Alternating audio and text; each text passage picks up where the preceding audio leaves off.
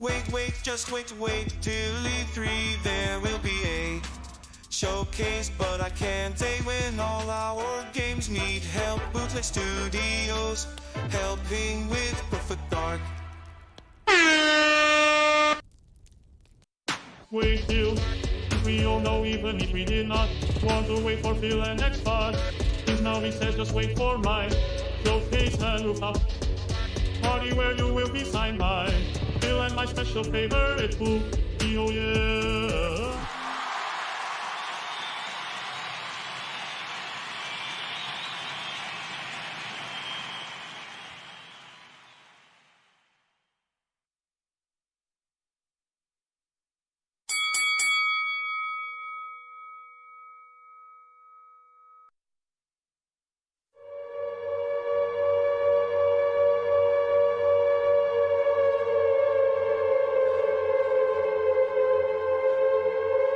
Where's the lamb sauce?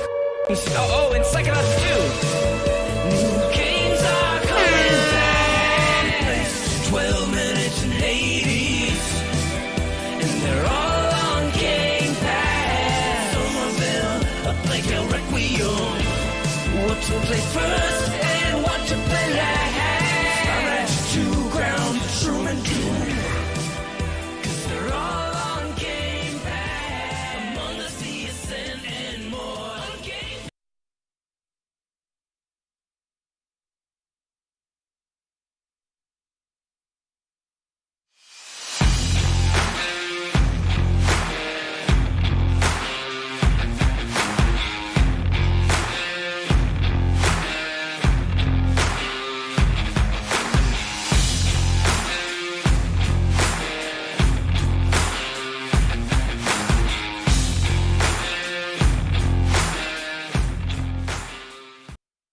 Yo, what's up, grinders? How's everybody doing out there? Oh man, what a day. Sorry for being late. I didn't get the stuff together. I was out with the family and stuff, and I had to get back. So I saw everybody yelling at me in the chat. Sorry about that, everybody.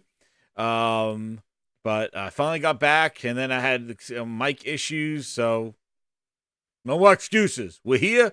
Let's do it.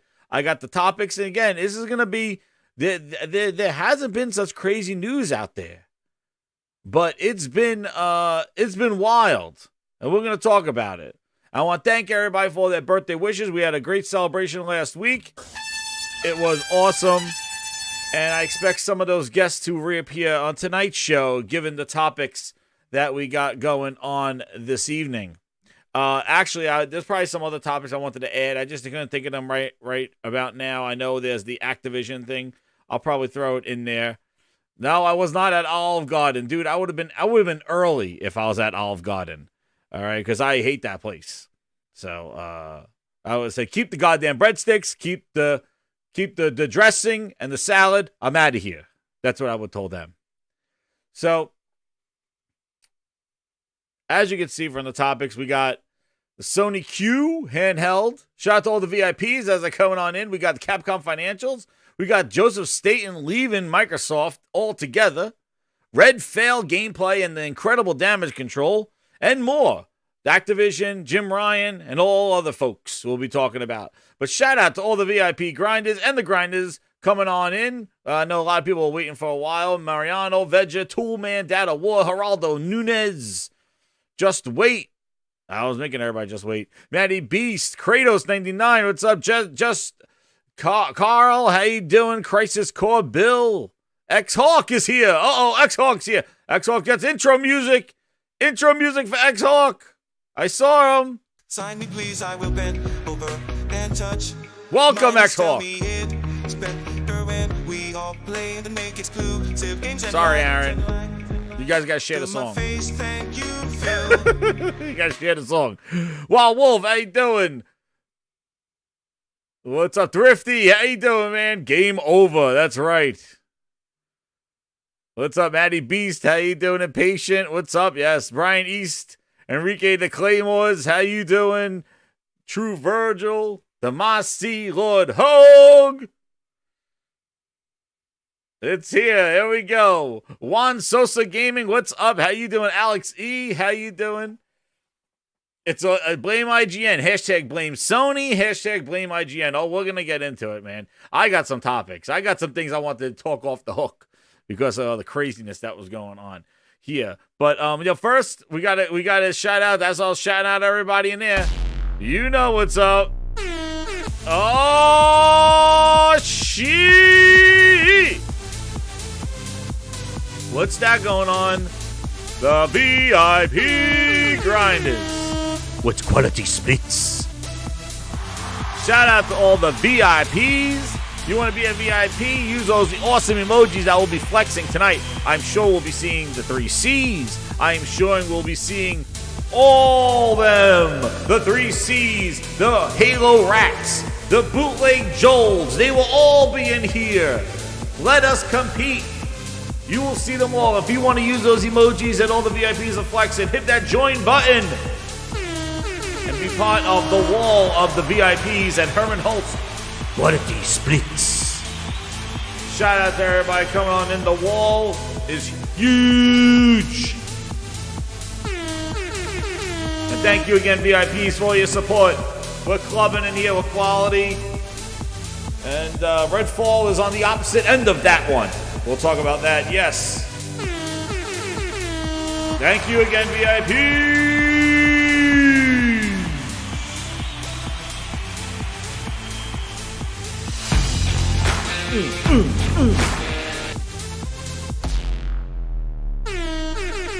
Oh, baby. So, as I said, there may be some ad hoc topics on. There's Toolman flexing the whole array of Grindhouse emojis right there. There we go. Gaming Grindhouse emojis. Definitely, we're going to have to do the Phil Spencer, oh, I shit my pants face. And then we have the Phil Spencer holding up $70 billion. And then we have the Flute, which is always a fan favorite. We're going over there. And Booster, which is always the quality that we've seen there. But I think we're going to see a lot of the Halo Rat and Craig in this one.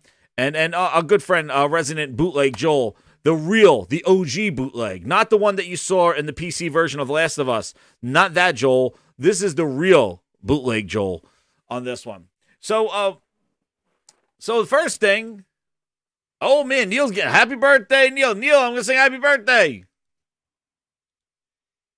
Happy birthday, Grindhouse. There's no illness here. This is not a rooftop party. Happy birthday, Grindhouse. Now hit that like. Hey! Birthdays all around in the Grindhouse. So first thing, it's not on the list, but Super Mario Brothers movie is lit. Incredible. Awesome movie. I loved it. Super Mario Brothers. Mario Brothers movie was incredible. Got to see it on Friday with the family. It was awesome. Awesome. And suggest everybody to go see it, even if you played a little bit of Nintendo growing up. Everybody, go see that movie.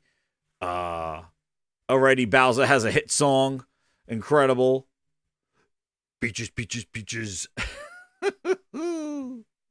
Oh man. But definitely, I love the movie. They threw so much in there, and they are probably gonna make sequels upon sequels to this show because the Super Mario Brothers movie is lit.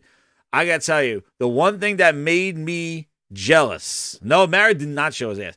The one thing that made me, I'm like, why can't we get a Mario game that looks like that, man? The animation was insane. Dude, when they went to a side-scrolling part, I'm like, why are we not playing that on a game right now?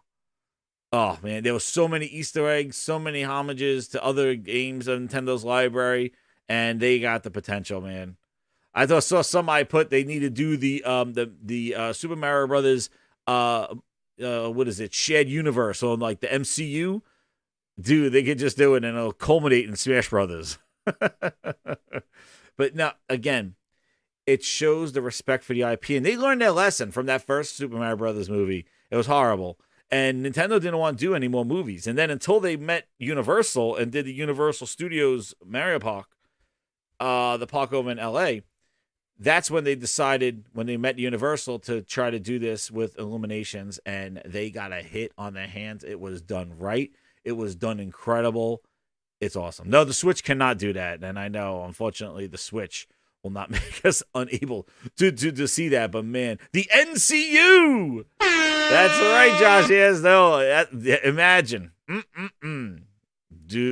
billions. It would be pretty fire. The NCU. That's right. The Nintendo Cinematic Universe. Ho ho! You do a Metroid movie. You do a Luigi's Mansion movie. You do a Zelda, and then you can come together in Smash Brothers. Like that will be like that will be like, oh man. And then they get to add Wario, Luigi. That's probably gonna add the second one. Man, it is crazy, dude. It is. The animation was incredible. Critics are gonna hate that movie. Of course they're gonna hate it. But it was the best. It's the biggest animation movie ever right now. 350 million or something like that. Crazy. They do Star Fox, Metroid movie, Star Fox. Oh, please. You don't understand. I was hyped for this movie, but when I saw it, I can't. I was just like this. I can't. I was so happy for my kids. I was telling my kids I was walking out of that movie. I'm like, you guys are so lucky that you actually have like a good Sonic movie and a good Mario Brothers movie, dude. And you have Spider-Man like kicking ass. And then I thought for myself, I was like, it's incredible that we have a good Mario Brothers movie and Last of Us. Like, just coming off of those two shows, showing how the entertainment industry is maturing enough to give us quality alternative content to the games than the stories that we love. F-Zero, dude, there was some F-Zero posters in there. Donkey Kong Country movie, Dixie Kong, Diddy Kong. Dude, they have a whole thing.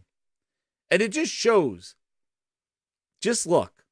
I know, again, we're going to have topics on this list. This is going to go where I want to go because I'm in that grindhouse mood tonight. That's all I'm saying. I'm in that grindhouse mood.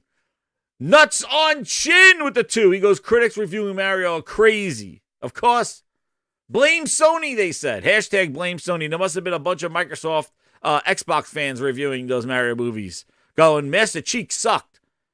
Why is Xbox giving us trash ass shows and Sony and Nintendo are knocking it out of the park with their IP? Nintendo just coming off like the Mario movie. Look what Last of Us did for HBO Max. And I remember them saying that Halo Paramount Plus, Master Chief, was the biggest show watched on Paramount Plus. That was their static. That was their statistic. There. Master Chief was the highest showed movie watched on Paramount Plus. It beat out 1804.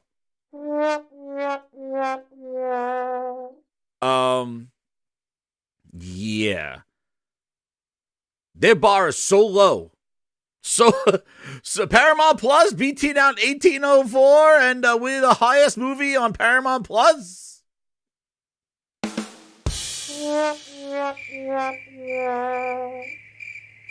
Meanwhile, Sony's setting records for Last of Us. And I'm going to turn this into a console war, so you bitches better leave then if you don't want it. But this is the facts. That's why you come here. Because you just want to have tunnel vision and not put the two and two together. Halo was Microsoft's biggest franchise. The biggest franchise. The most watched on Paramount Plus.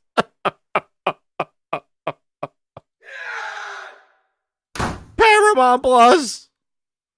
The most watched, where you can watch great shows like Paw Patrol the movie. Paranormal Activity, the fifth one. Good competition over there. Master Cheeks, biggest franchise made by Steven Spielberg.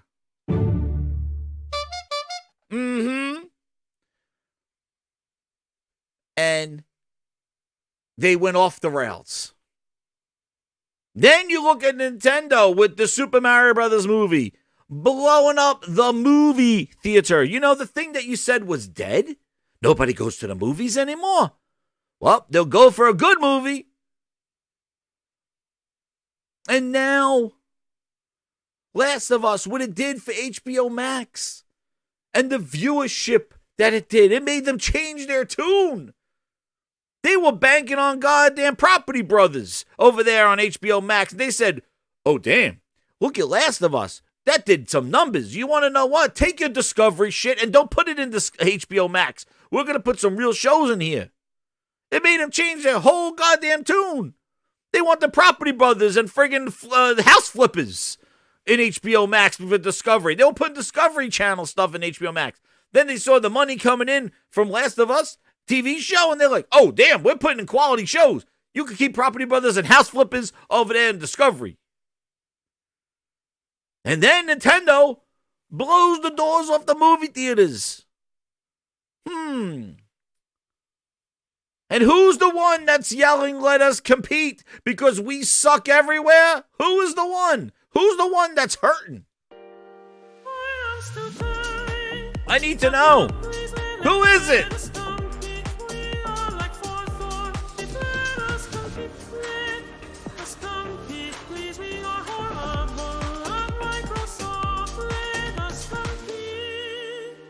God damn it. Actually, you want to know what grind is? I told you this is going to be one of those kind of shows because I'm not in the mood. I'm in the grindhouse mood. I told you. But I have it right here exclusively. You want to talk TV shows? I have the true accolades trailer of what Master Chief was getting. You want to see it? Hit that goddamn like button because we're going to show it right now exclusively on the Grindhouse channel.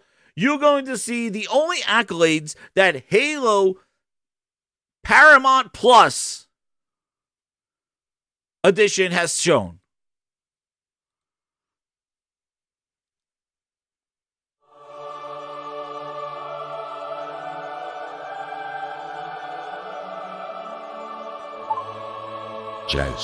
Cheers.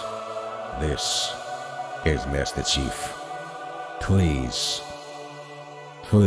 don't show it. Please. This is why I left that piece of trash in Microsoft. I wanted to talk about Joseph Staten, but you made me jump in early. But don't show it, please. Please don't show it. Please just don't show it. This is an embarrassment.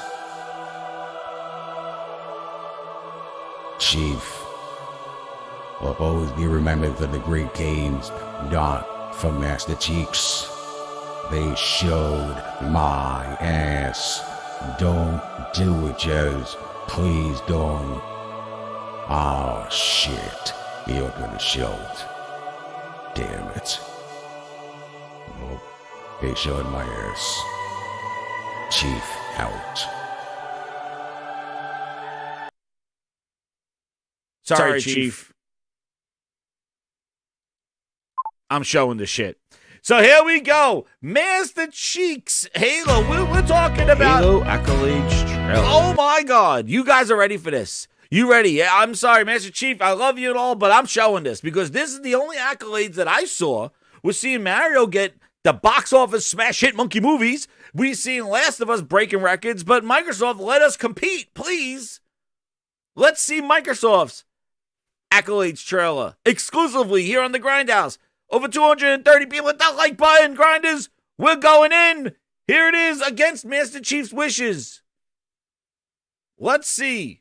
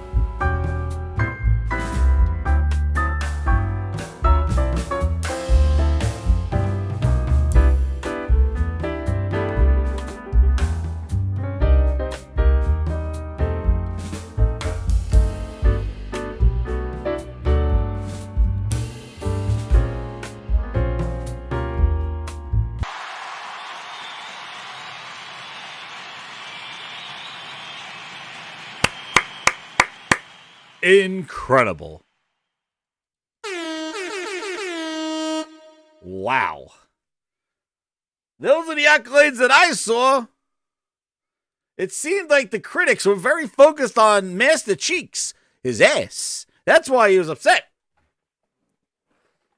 My goodness. I had to show it. There it is. That was the accolades that I saw.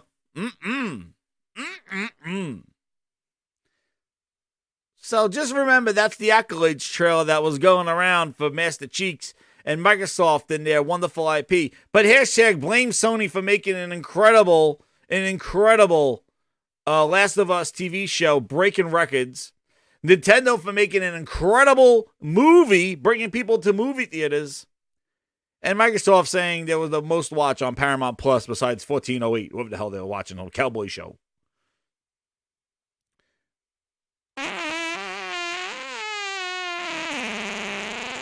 That's just nasty booty.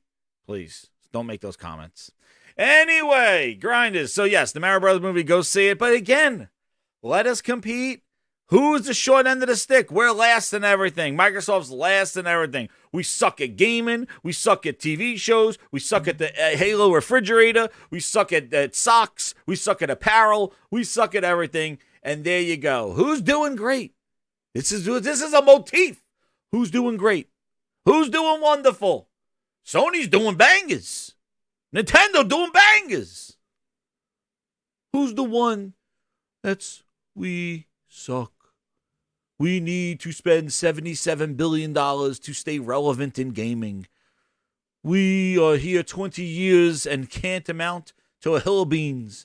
And whenever we show gameplay, it's excuses and the gameplay sucks. The games don't do the talking, our executives do. That's Microsoft's line. The games don't do the talking, our executives do. Because that's all they got is Phil Spencer and Mickey Mouse. Oh boy. There he goes. Coming out. Sign those ass tattoos. But who's the one who's always last? Who's always last? That's right. That's right. And those are their top IPs. Last of Us is top for Sony. Mario is Nintendo's baby.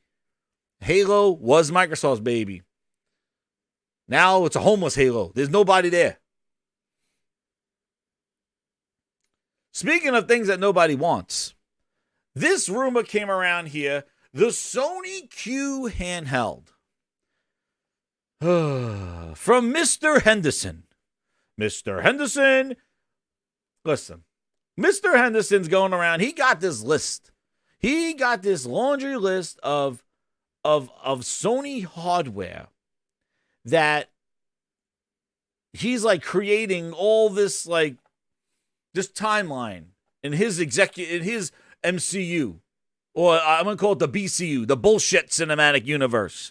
So there's a Tom Henderson bullshit cinematic universe out there where he has the PS5 Slim that has a DVD, the Blu-ray drive that's removable. That's coming sometime at the end of this year. And then in the bullshit, the bullshit cinematic universe, he got this Sony handheld coming around sometime early next year. Then he has the PS5 Pro coming at the end of sometime next year. He has a whole list. Of devices. But I'll tap him on the shoulder and say, when's the Sony showcase? And he goes, when's your mother, please. When's the Sony showcase? Yeah, excuse me, when's that showcase again? But you got the whole hardware leak. All right, well, let's go with this hardware leak. He says, the Sony QE, the BCU, that's right, the Floyd, the bullshit cinematic universe. Here it is. Sony's, and he calls it exclusive. So, apparently, you could just make up stuff and call it exclusive. So is this exclusive from an interview? He had Jim Ryan out in the parking lot like TMZ, And he was like, Jim Ryan, please give us a thing. And he's like, Boy. and he goes, hey, we got a Sony Q coming.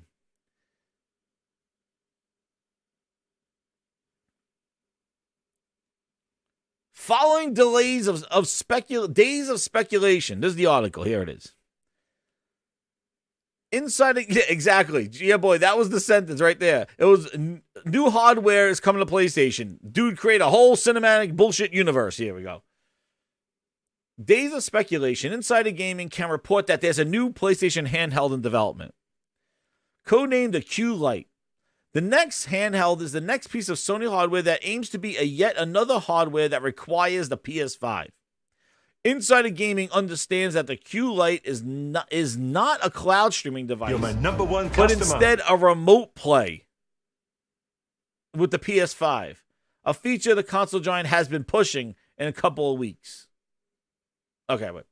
So apparently it's not coming out till next year. But they sent out a remote play thing, a reminder with the strap on, the tablet, the laptop, PS remote play, like last week. But this is a device that's coming out next year. Okay. Don't you think it's a little too early to mock a remote play if this device comes out next year? We'll see about that. He's saying that it's a 1080p, 60 frames per second device, and it'll require connectivity to the internet constantly. Early prototypes showed a console look like a PS5 controller, but with a massive 8-inch screen. Device supports adaptive triggers, adaptive feedback, which will include what you expect from a handheld, volume buttons. Oh, damn, volume buttons. Pause. You don't say. You don't. Speakers. Wait a second. Breaking news. Do you see what? Man, he must have all the details of this one.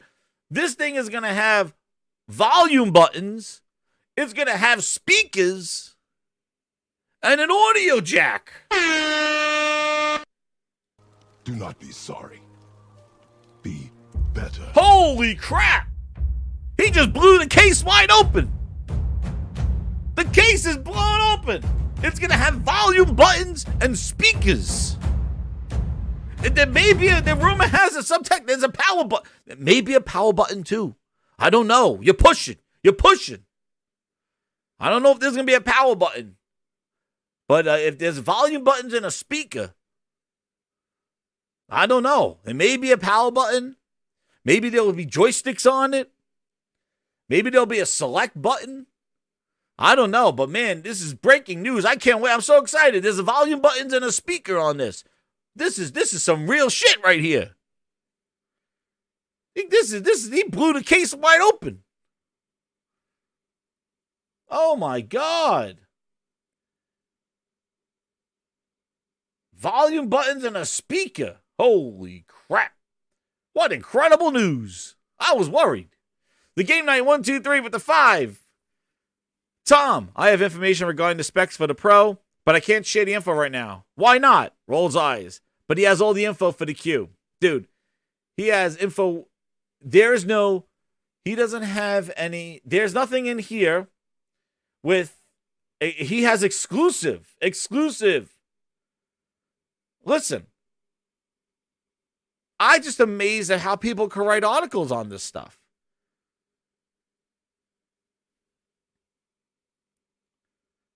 I just don't get it.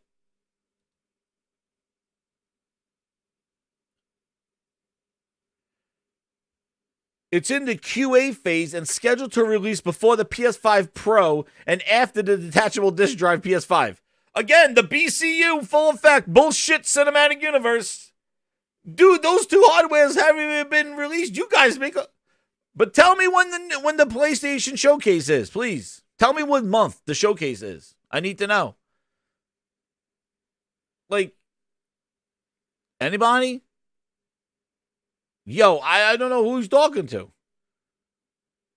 Jeff Grubb here says that the Sony's plan to announce its second phase of the PS5, which is referencing to its future game slate. Ironically, this second phase is much true for Sony's hardware.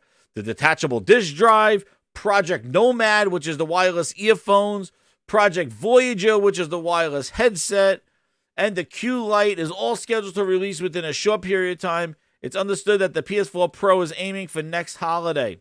So when Sony's next PlayStation showcase will be, are they going to this is when they'll show all this stuff. Dude, they just released the PSVR 2.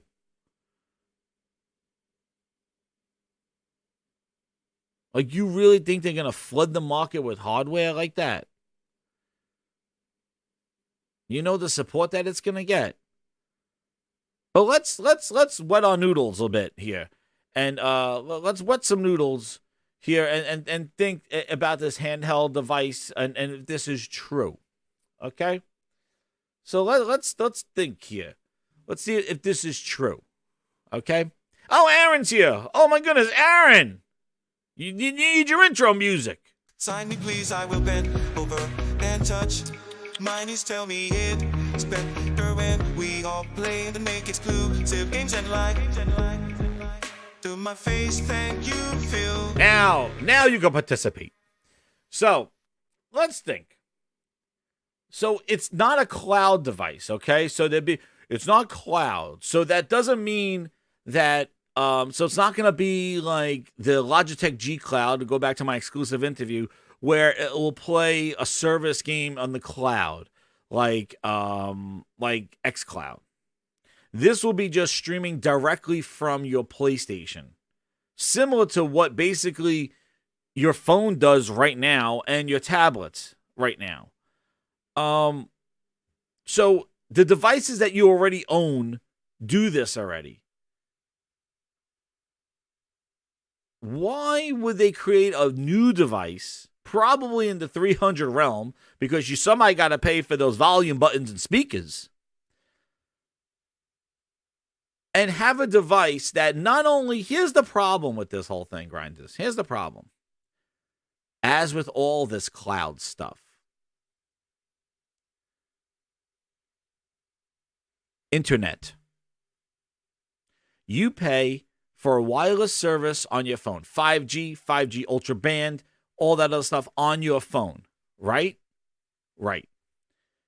Why would you buy a device that may require a separate subscription for 5G if it does have that? That means that now AT&T and Verizon are going to sell these things. And you think Verizon's hot to sell devices after they got screwed with the Series X? And that's that they're liquidating those things? You think they want to sell video games all year round? I don't think so.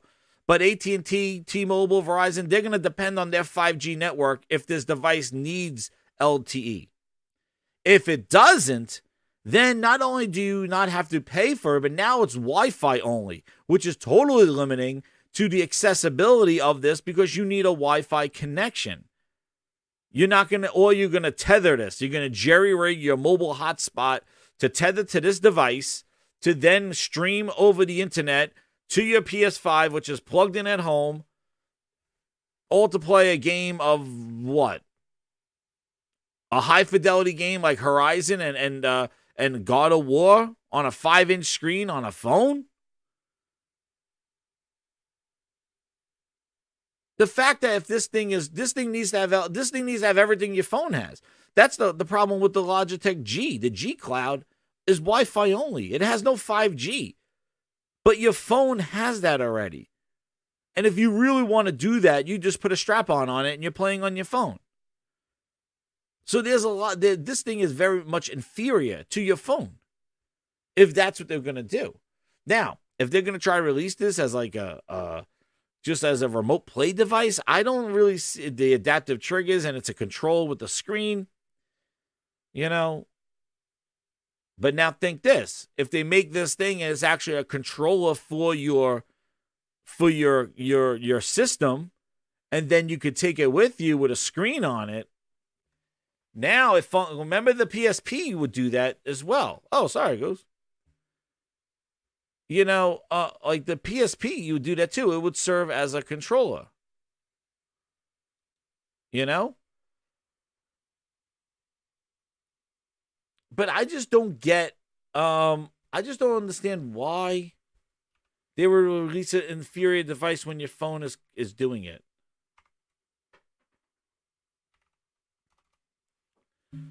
So I really don't know what this would be here. This Q Lite. unless it's some $200 phone, a $200 tablet, PlayStation 5 controller that could function with a screen outside of that.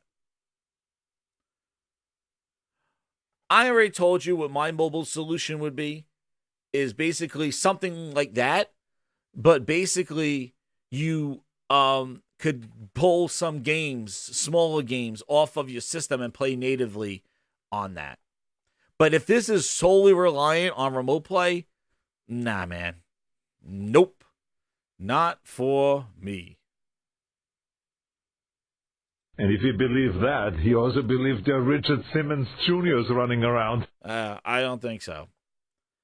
So, like, if this is cloud only, like that G Cloud, depending on that stuff, remote play, dude, I'd try it.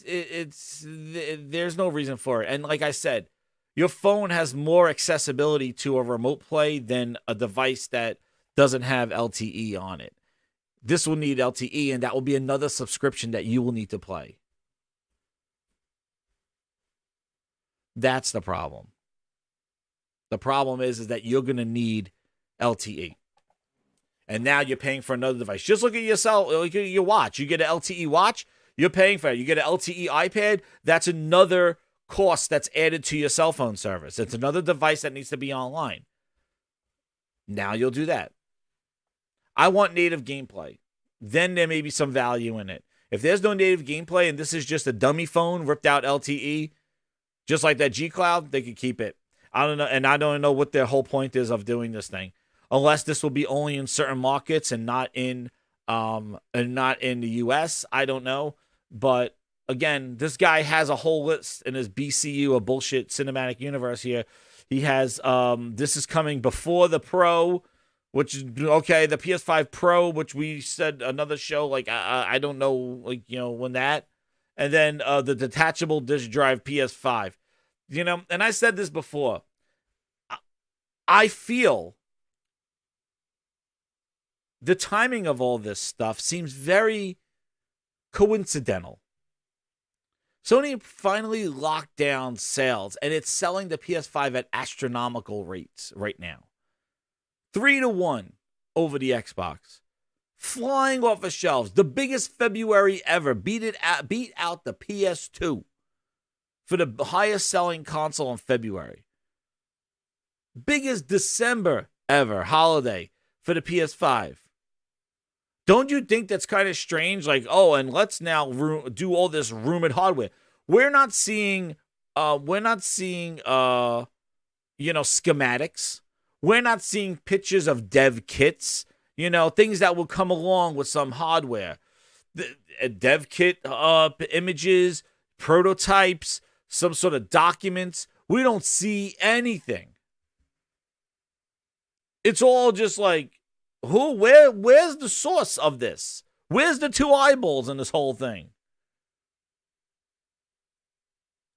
Early prototypes. What early prototypes? Where are they?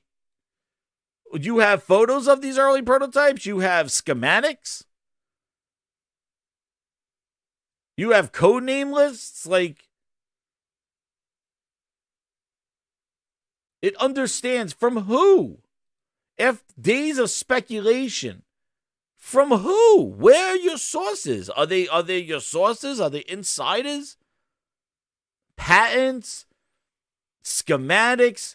Rough photos of dev kits? Anything? Like, look at Project Nomad.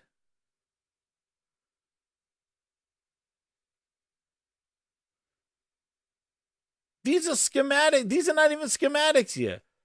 Sources have revealed. Who? Who?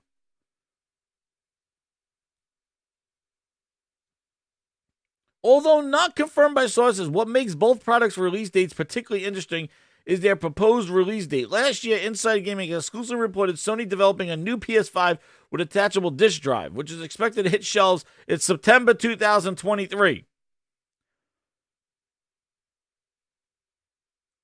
Exclusive. Like, Mr. Henderson. Ooh, I don't get it. They got some dude that's chapping their ear off right now with this stuff. But again, I think there needs to be more, needs to be shown. People already going, oh, it's dead on arrival, dead. Like, listen, if it's only a cloud device, I don't care. But I think we need to see the sales pitch. We need to see if this thing is real, what the purpose is, and then you could decide, and the price. But if it's a cloud only, if it's a only Wi-Fi only, like a stripped out cell phone, then they could keep it. I just think that it's just so interesting when Sony now is keeping the focus on the PS5 and the hardware is flying off the shelves finally after years of not having, still selling incredibly, but not having the walk in and just buy a console. I think it's so strange that this Mr. Henderson has been rumoring these two new hardwares. It's like, are you trying to stall the sales? Are we doing something like, guys, no, don't buy the PS5 in the stores right now on shelves. Wait some more. There's the PS5 Pro coming out. There's the PS5 Slim discless coming out. So what does that make you? Does it make you second guess your PlayStation 5 purchase? Like, I just think, Grub too. Like, oh, I may hear it, I may not. I don't know. Maybe it is. I hear rumors say it, but I don't know. I may say it. I don't say it. I don't know where it is. I don't know. They said they maybe I could be wrong. I'm almost confident that there'll be a showcase, but maybe there's no showcase. I don't know. Maybe there is one. Maybe there isn't. But there is a showcase. I heard there was a showcase, but you know what? It could be not. It could be just a joke. I don't know. Go write your articles. He confirmed. He says he's confirming it and unsure of it in the same sentence. That's a grubism. He talks fast, and he goes, I'm almost confident that there's going to be a showcase. Definitely before the June showcase. There's definitely going to be a showcase for the June. My sources tell me that there's going to be a showcase right before but there may not. There may not be. I don't know. There may not be a showcase, but there may be a showcase. But I'm confident there's a showcase, but then maybe not a showcase. I don't know. I'm hearing what it is a showcase, but they could not do a showcase. I don't know. And that's the line. Well, what is You're my number one customer. Is there a showcase confirmed or not? I don't know. So if you don't know, then don't say anything. But that's what we're doing here. The same sentence.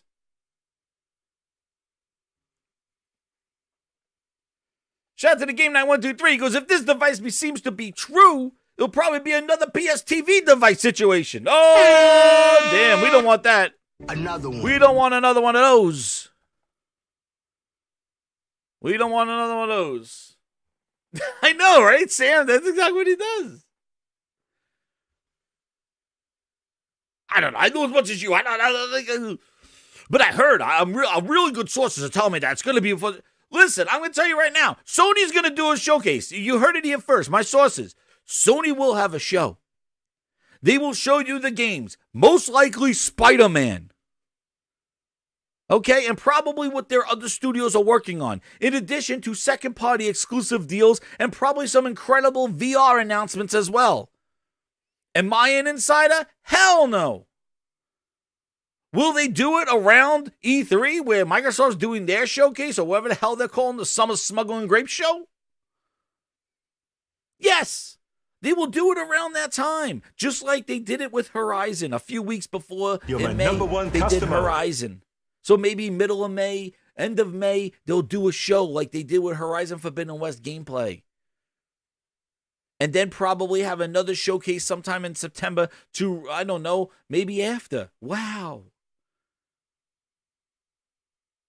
But I really don't think they're going to come out now, right when they just dropped the PSVR 2 in February, and when they're selling PS5s at a craziness, they're going to come out and be like, and we have a new console for everybody. I don't know. I don't think that. I think you got to wait on that. People just buying PS5s now. You're going to go show them a Slim? In September? You could do it with Spider-Man, so that might be something.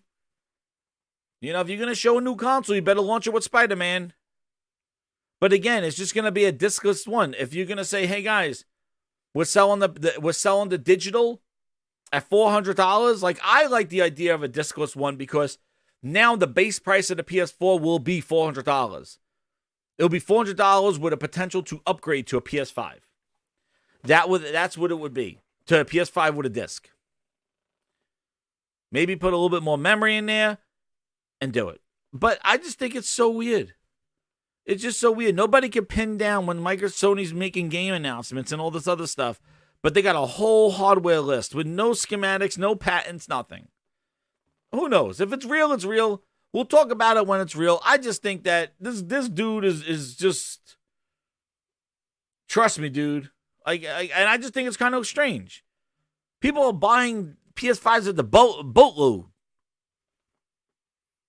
Why? Oh, the PS5 Pro. Really? I won't be surprised if Microsoft announces a new console before Sony does. They're the ones that need the refresh. They need a Series S refresh pronto.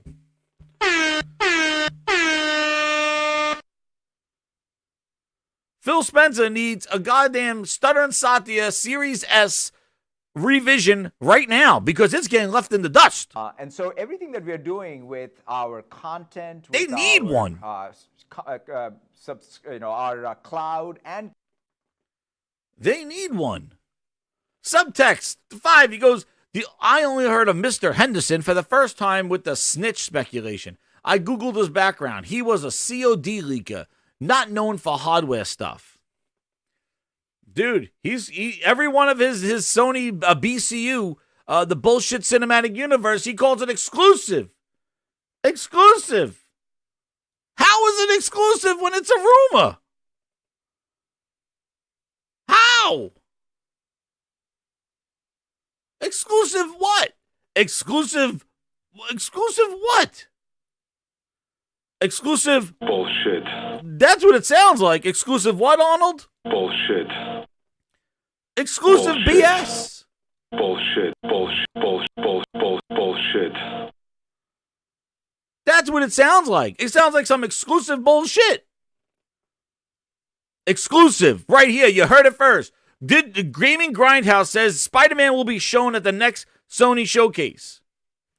Spider-Man 2 will be shown at the next Sony showcase. Exclusive Gaming Grindhouse. Exclusive. I'll come up with shit too. Customer. How can you call something exclusive when you got nothing?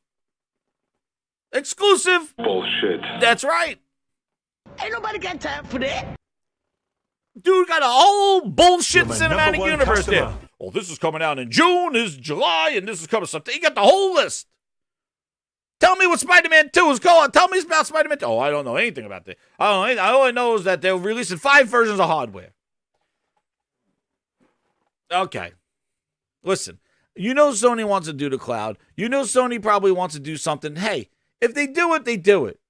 But the thing is, we'll talk about it when Sony decides to talk about it, okay?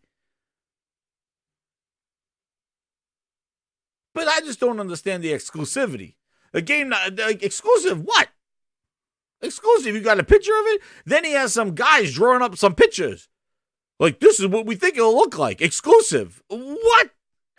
So you got some dude taking a deuce, drawing up a picture of what he thinks that a portable PlayStation would look like, and then you post it on your website and call it exclusive render. We got an image from what it look. What? What? The game night, I just find it weird how everyone goes Google Gaga for whenever Tom has these exclusives. I know, because he puts the word exclusive in front of it.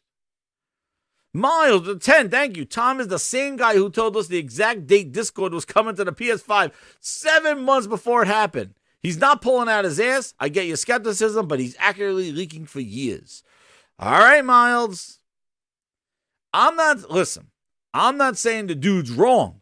What I'm saying is, why does he have exclusive with no facts? What do you call exclusive what?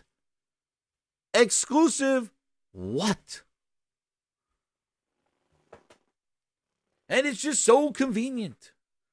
Sony's selling 3-to-1. It's like, oh, there's the PS5 Pro and the Slims and the disc drives and all. Listen, I'm sure Sony got hardware up its sleeve.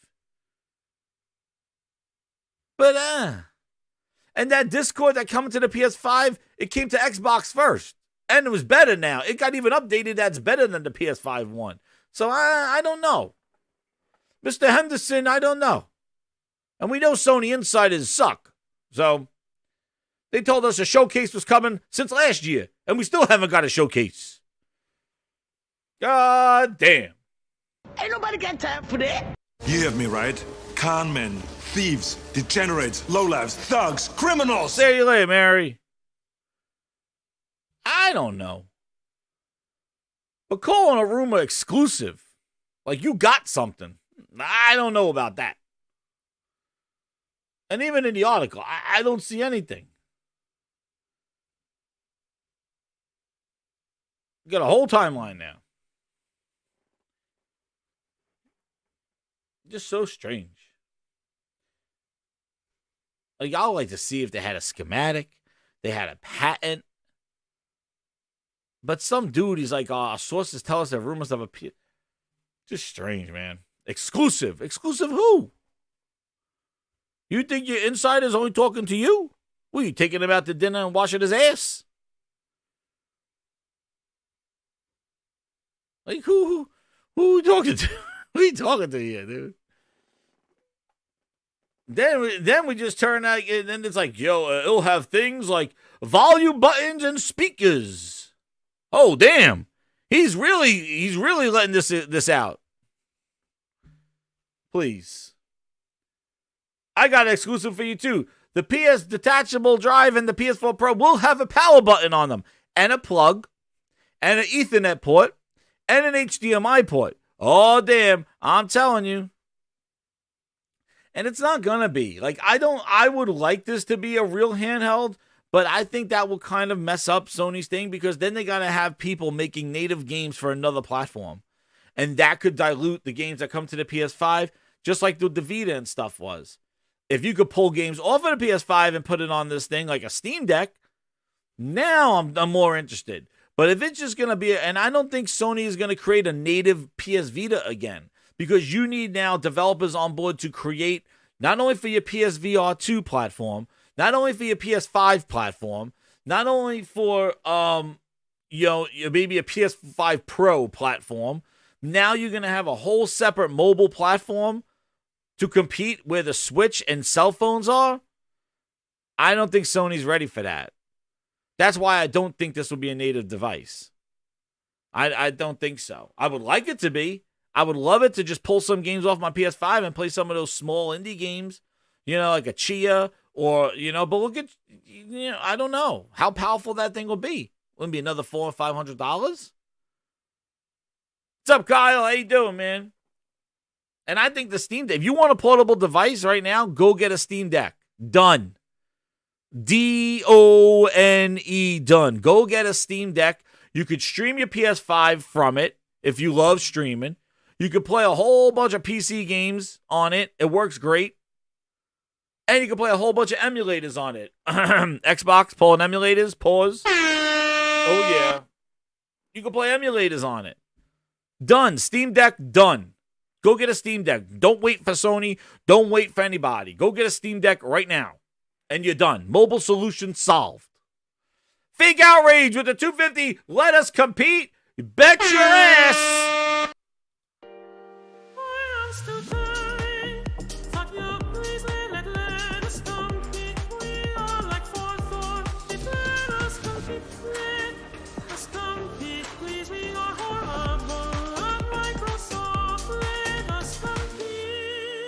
That's right. Thank you, Fake Outrage.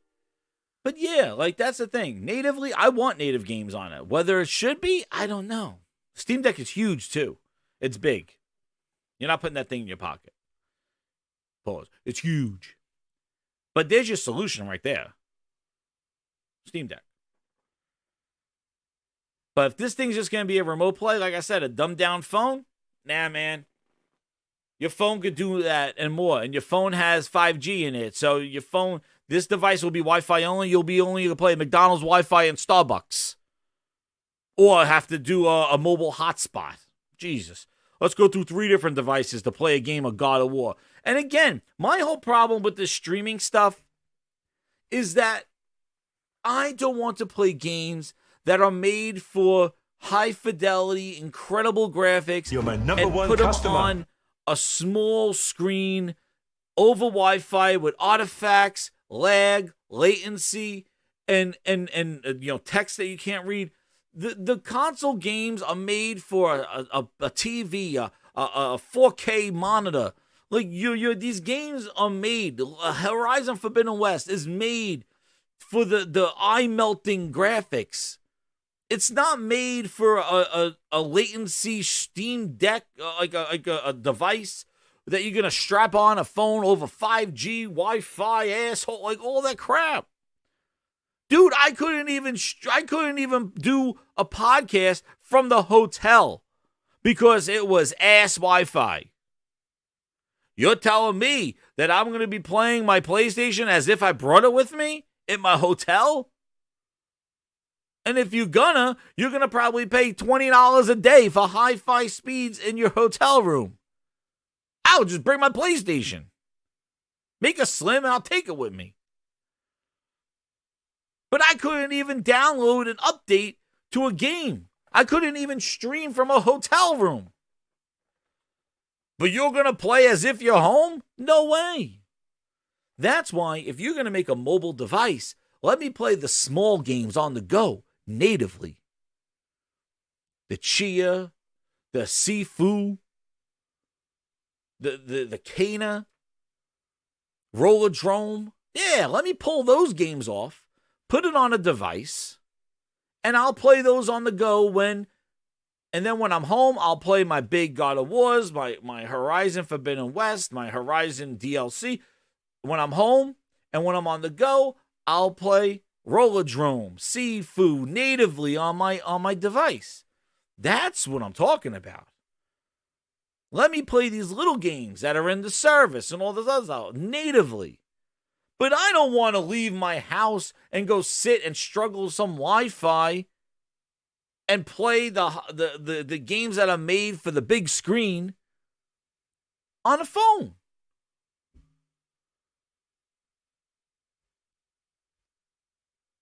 Like, that's what I don't want. I would rather pull off the small games. And I thought that I had that idea since the Xbox One. I was like, man, I thought Xbox was going to do that with the 360. All they need to do was make a device where you could pull off the Xbox arcade games on it and play it on a device. So at home, I'll play Halo, Gears, and Forza. And then on the go, I'll play Xbox Live Arcade. But those games are not made for that. Like Gears 5, playing it on a 5-inch screen with latency, Wi-Fi, lag, and artifacting online, trying to do hitboxes with some touchscreen controls. Oh, hold on, let me get my strap on and put it on my phone. Guess what? You just eliminated the whole need for a mobile device. Chia is awesome. I love Chia. Chia's been great. I've been playing the shit out of that game. But the thing is that as soon as you got to bring an accessory, a controller accessory with your phone, it defeats the purpose of a mobile device. The convenience of mobile phone gaming is that you pull the thing out of your pocket, you play a game, you put it back in your pocket discreetly. You're not coming out there pulling a phone out. Hold on, let me get my jerry-rig strap on.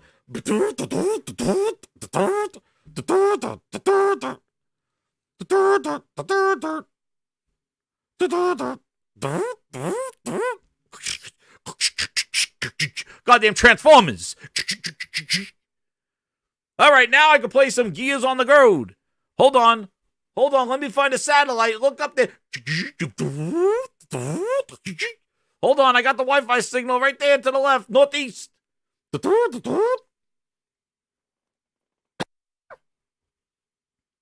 That's what you're doing.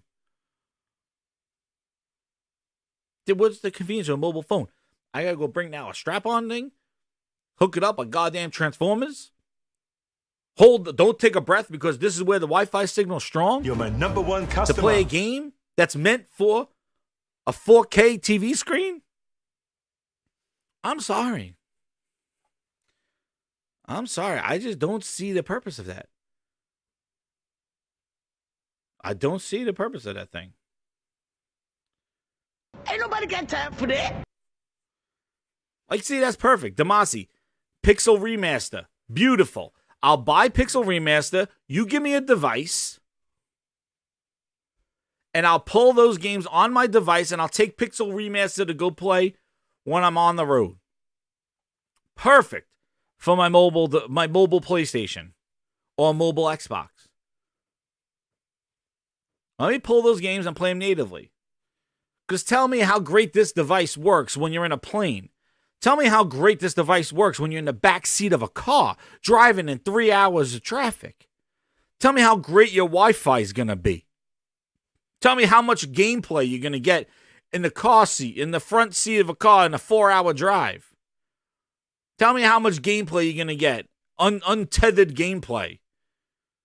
Tell me how great it's going to be when you're on a plane, 5 hours to California, and you're playing what? God of War on your remote play device? On your xCloud device? The places where you want to play this device don't have the Wi-Fi that you need. It makes you they pull out your G-Cloud when you're 2,500 feet in the air. Tell me where G-Cloud. You're in the clouds. Tell me your Wi-Fi. Oh, I'm gonna buy the airplane Wi-Fi and stream Halo Infinite. Woohoo! While I'm up in the plane. Pay $25 an hour and show how the game lags like shit. Please. The places where you would want a mobile device, where you need one, in the car, in a plane, on a train. That's where your Wi-Fi doesn't work. So a cloud-only device, a mobile remote play-only device, doesn't function like that. That's why you need native. That's when you pull out the Steam Deck and you get to play Ninja Turtles natively. Done. I don't need a Wi-Fi. I don't need anything. Done. Steam Deck, go get it. We're done. If this is true, we need to see the sale of what this is. But if it is what it is, like a G-Cloud PlayStation version, they could keep it. Ain't nobody got time for that. But we'll wait, because Mr. Henderson's bullshit cinematic universe keeps listing hardware. He can't tell us when the games are coming, but he knows exactly the timeline of Sony releasing hardware. After they just released the PSVR 2. Exactly, Demasi, it is. So that's what I thought on that. There's my whole mobile case scenario there. Again, don't wait. Go get a Steam Deck. It's here. $400, $500, you're done. Steam Deck, absolutely incredible. Yes, it's not super small, but it's incredible. It does everything you need it to do. Done. And you could do remote play on it. I tried it. It worked all right. It worked fine. But again, I was upstairs, my mobile downstairs. I tried it at the hotel because I hear all these people on Twitter going, I'm playing all my Xbox games while I'm on the hotel. I'm playing all my Xbox games while I'm at work. I'm playing all my Xbox games while I'm at work. I should be working, but I'm playing on the cloud. So I was like, let me try the cloud while I'm in a hotel. And guess what? It sucked ass. In a hotel. That sounds about right. Yep, that's about right.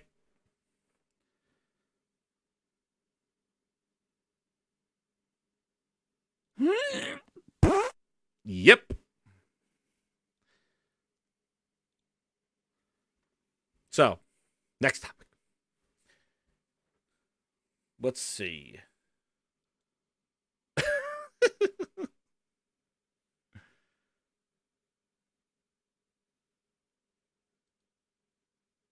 Now.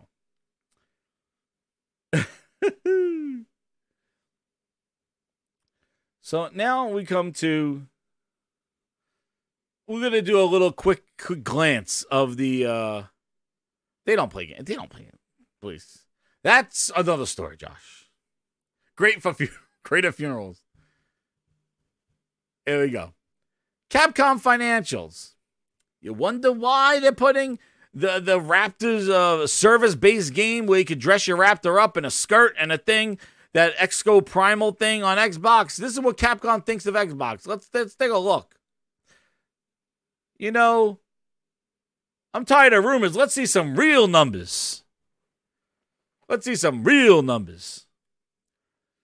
see. Wow.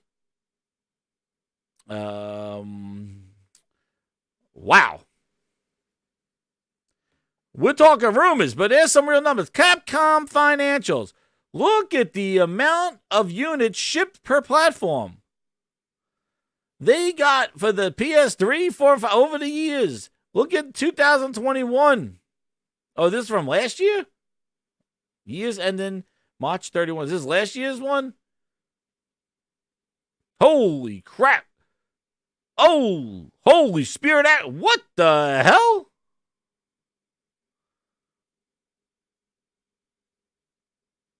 Jesus. Look at that ratio. Tell me where Capcom makes the most. Holy Jesus. Look how many games they were releasing early on, man, for the Vita. Holy crap. Look at that. This is like a whole timeline of their financials, dude. Stop the count. Look at it. Look at how Xbox has devolved. Remember, they were having exclusives like Lost Planet, which I was playing Lost Planet 3. Lost Planet 2, man, my favorite. Lost Planet 2, one of my favorite games. I really like that game. That was an Xbox exclusive. Lost Planet, Dead Rising. Look at how they devolved. Where's my Let Us Compete? Look at this. They have devolved. They were getting thousands and thousands in 2018 and 2019. Look, since 2020, since Phil Spencer spewed his shit, look at the drop. It's like Phil Spencer's like, we believe in xCloud. Boom. 400. And look at this. PlayStation goes up in 2020. They go, the subtotals 3,300 in 22 compared to Xbox's 300. 3,000 more subtotal. Like, in 2021, 2750. Xbox 400 in 21. The publishers are not making their money on Xbox. That's why they're skipping Xbox. You think Sony is paying off? You think they got to? You think? Look at these numbers in the last few years, right? 300, 3,000 more. Just look at these numbers. You think Sony got to go over to Capcom and knock on their door? You think Sony has to go over there and just be like, Capcom, they got the phone. Capcom.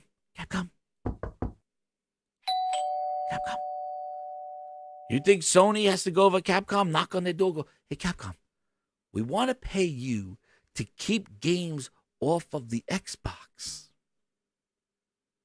Okay? Psst, come here. How much do you want for us to pay to not make games for Xbox? You think they got to twist their arm? You think? What's up, Thrash? You think they got to go over to Capcom and go, Capcom, I'm going to make you an offer you can't refuse. Don't put it on an Xbox. Capcom's like, what? And miss out on the 400 dopes over there? What the hell yeah? They'll come to Sony and go, guess what, Sony? I got some news for you. Like, what's that? Capcom's going to Sony and telling Sony we're not putting it on Xbox. Sony's not paying to keep these games off of the platform. That's what you clowns don't understand. You think Sony is paying. Listen, that all came from that Resident Evil thing. Because Sony was marketing the game and didn't want it in Game Pass. But you think that every single game not coming to your platform, every single game, like they were saying about the Pixel, Final Fantasy, you think Sony is going over there and twisting these devs' arms and paying them extra to say don't put it on an Xbox? Why is it going to PC, Switch, and PlayStation and not an Xbox? You know what strikes me and grinds my gears? Let me tell you something.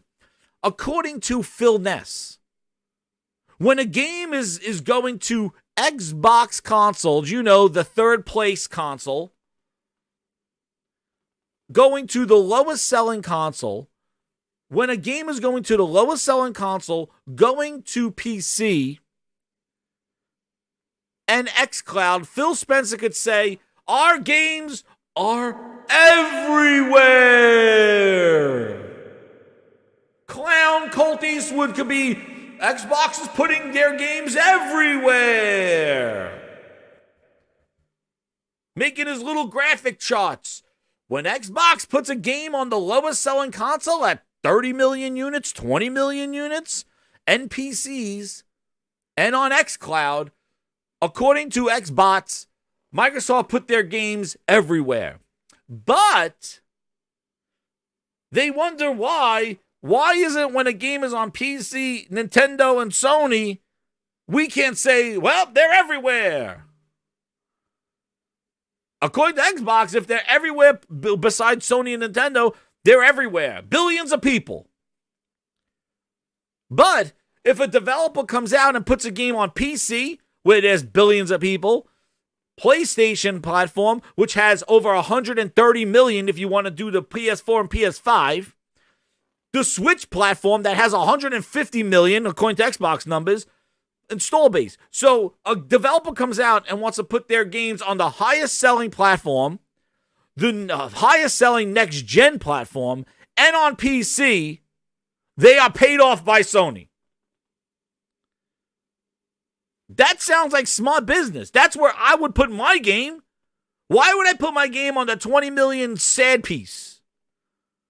Why would I make my devs work hard to put their game on not only the Series X, but that booster bullshit Series S? Why would I do that? Their install base is minimal. They are third every month of NPDs for the last year and a half, 2 years. Why would I make my devs put games on that trash?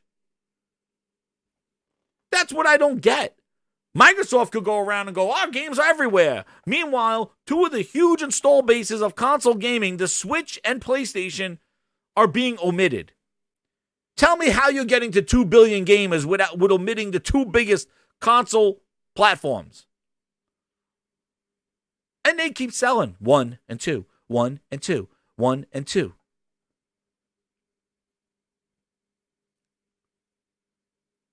It's on a Switch, PC, and on PlayStation. Why would they develop it for the sad old Xbox at 25 million? But you can't say that's games everywhere, even though those are the highest platforms.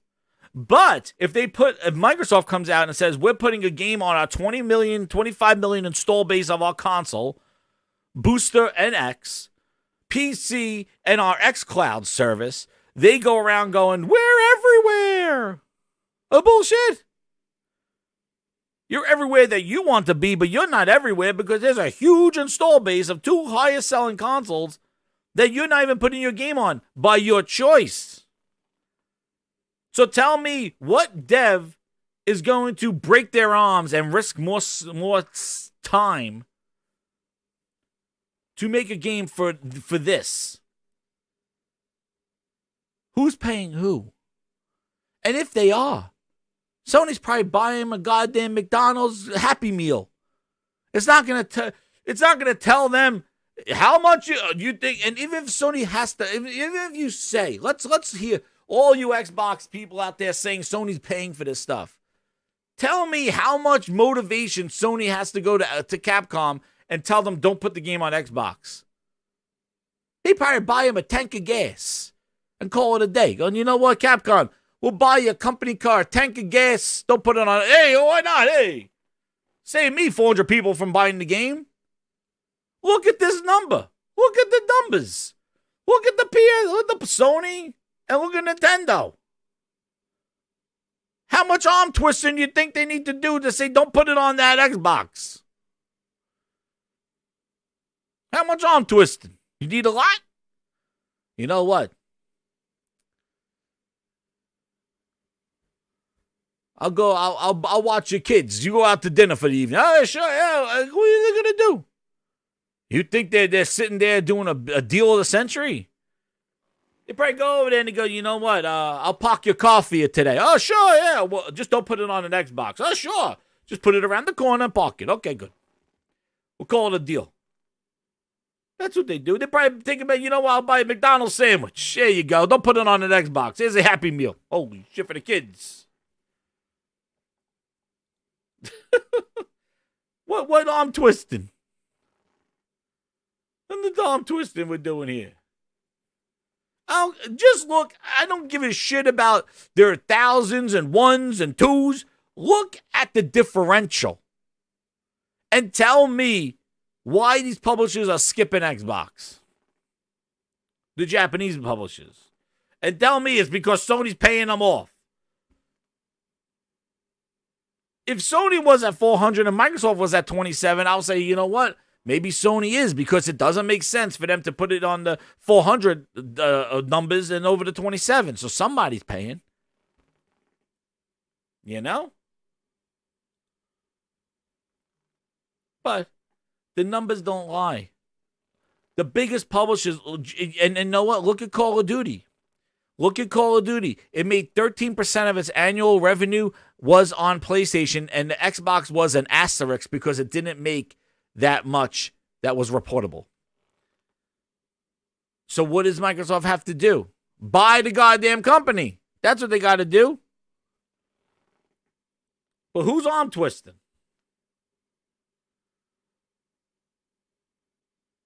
Exactly. The Game Night 1, 2, 3 goes, even the Mega Man Battle Network Collection Legacy, which looks awesome. This Thursday, a Capcom game is releasing on everything but an Xbox. Absolutely. What's up, Jez? Yo, what's up, Blank? How you doing, man? Yo, man, you know what? Did you talk about Square Enix, what they said?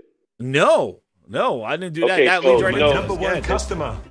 Certain game called Octopath Traveler. Oh, yeah, I saw that. Part 2 did not come to the Xbox platform. It came to the Switch, came to the PC, came to the PlayStation, but not the Xbox. And the first game was on Xbox.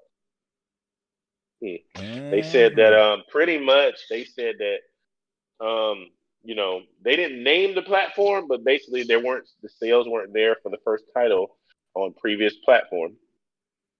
So they didn't release it, the second version, on that platform. So Square Enix said this. So they didn't name Xbox, but that's the only platform that was excluded. So it's not rocket science for you to decipher what they were saying. Yeah, I basically, got it right the first here. Title. Yep. Yeah. Right here, shown on screen. The first Octopath Traveler isn't available on PlayStation, but it's a sequel. Why do you decide to make Octopath Traveler 2 a multi-platform release? Takahashi. It's not the same Takahashi that made that clownery about the PSVR 2. The different one. He goes, of course, we have heard all Octopath Traveler fans out there asking for a PlayStation release, and the team also wanted to challenge ourselves to try to get the game on as many platforms as possible. Apart from that, we made the decision internally after observing the sales of other titles. Have you thought about releasing the first game? He says, we looked into it. However, we wanted to focus our efforts on Octopath Traveler 2. This also links to the next question, whether you need to have to play the first one. No. To reduce misunderstandings, we decided against trying to align PS release of Octopath Traveler 1 with the release of Octopath Traveler 2. But you see, sales determine where the game will go. They put that game in Game Pass. More people buy games in Game Pass, I hear. Isn't that what Phil said? I thought that's what he said. Yes, they said titles is in plural. Titles. Yeah. Is in plural. Square Enix titles. So they're not getting the engagement from the customer base over there at Xbox. So they're just not putting titles over there anymore. They have no games announced in 2023. Square Enix has zero games for the Xbox platform. Yeah. They have zero games announced for the Xbox in 2023. They're done with them. Yeah. I mean, they're not making it. People aren't buying it. So, I mean, they're not buying the RPGs over there. Nope. The JRPGs. So what's the point? I mean, there's no point. So unless the only way you get a Square Enix title on Xbox is if Microsoft ponies up for a Game Pass deal. Or they get it down the line. Right, but it's going to have to be a situation where it ain't going to be down the line unless it comes to Game Pass. Exactly, like all those Final Fantasy games. The last Final Fantasy game that came was Crisis Core. They didn't buy it. The sales was like 90% on PlayStation, something ridiculous, 95, something ridiculous percentage. And so Square Enix has had enough. They're not buying these games, so why are they gonna do the work to port it to their platform when they're not buying it? So, And like I not buying said, it. it's Microsoft has to buy the game for their customers because they're not gonna buy it. Exactly, they got to buy it for because they they gotta buy it coached for them. dude. Yeah, they coached them not to buy games. So you have the smaller install base that is not buying games because they're coached to wait for games to come to Game Pass, or games are not really they don't care about it. And that's the problem. Game Pass has coached them not to buy games. And that's what Microsoft has done. That shows why less and less big third-party games are day and date on Xbox. Like, they haven't got they haven't got like an Outriders or even a Back for Ass. They haven't even gotten really like those games, except for Focus Entertainment, which seems to be loving their Game Pass. That's the only kind of company publishers doing it. Okay, they dropped all those Persona games, all those older Persona games that were PlayStation exclusives, right? They put them on Xbox, right? And they all debuted in Game Pass, right? Yeah. They didn't chart when they hit They're Xbox. not going to, dude. They're not. And they're not playing it on Game Pass either. How many people do you know are playing Persona 5? It's an amazing Japanese RPG. They were clamoring for these games to come to Xbox. Yeah, but they want them on release, dude. How They many don't want them Xbox years players later. do you know? But what I'm saying, they didn't want them then. How many Xbox players are they don't? Okay, Jed, let's be honest, man. Japanese RPGs have never done well on Xbox. They don't sell well on Xbox. I just think that customer base isn't interested in Japanese RPGs. Well, what They're happened just was not. in the 360 era, a lot of the PlayStation guys, because of the year of exclusivity that they had prior to the PS4 and the PS3, and the PS3 was very expensive, a lot of those PlayStation guys kind of went to the Xbox, and Xbox knew that. That's probably why they made a push for the Japanese audience, because they knew that was a limitation. It got destroyed, the first one, and the 360 was an attempt, and it was the best attempt they ever made for a Japanese audience, and all for those kind of games. I mean, and also trying to get their own exclusive games for that. But basically, they dropped it, and they really dropped it with the Xbox One, with the whole Kinect needing to know the different languages, and they didn't have the best release, and they abandoned that whole situation, and they went more American with their stuff, and they really lost the ball with that stuff. Because if you remember, one of the biggest announcements they had was the fact that a Final Fantasy game was going to release day and date on their platform. That was Final Fantasy, what was it, 12? 12 Final Fantasy 12? Or was it 13? I think it was 13. Final Fantasy 13 was releasing on Xbox day and date. That was an EA3 announcement. And they fought hard, tooth and nail, to get GTA day and date, Final Fantasy day and date. That was the big gains of the 360. But they lost everything that they got with the Xbox One, at least with those JRPGs, and that audience is left. And they're not going to gain that audience back. Like, they'll use like recycled goods and put it in Game Pass. It was 13. Yeah, it was 13. But they'll just do recycled goods and try to get old games. And the problem is everybody who wanted to play Persona has played it. So you put it in Game Pass, it's not going to chart because everybody that wanted it played it already. It's years later. Same thing with those Final Fantasy games. Everybody who wanted to play those games has played them. Maybe you get new fans, but really, like, it's just a reach, and it's got to be something that Microsoft's going to pay for, because these developers, you saw the numbers, they're not going to go out of their way to develop games for a small install base. That's why sales matter. Sales matter. Install base matters, because that's all developer mindshare. And the more mindshare you have, the more games you're going to get, because developers are going to put their games on you first. And that's what PlayStation has. That's the leverage they get. And like I said, you think they're out there twisting arms? Square Enix, don't you do it. And Square Enix is like, they're coming to Sony going, shit, we want to work just with you. Capcom's like, hey, let's put the game just for you in the Switch. But what I think is hilarious is people, yeah, it sucks as an Xbox owner that if you only are an Xbox owner, that those games are there. But apparently every Xbox owner has a PlayStation, because you just get it for exclusives, right? Well, they're your exclusives. Go play them. It's just not fair. It's not coming to Xbox. Well, before you kiss Phil's ass, maybe you should say, Phil, what the hell's going on, Phil? Instead of running and saying, Phil's doing such a great job, I want him to have my babies. Maybe you should be like, hey, Phil, you're sucking balls right now. Why are we missing out on these games? Before you go to a rooftop party with all the executives and break bread and drink margaritas on a rooftop party, maybe you should go, yo, why are we not getting these games, dude? What are you doing? Instead of saying you're the best in the world, sign my ass.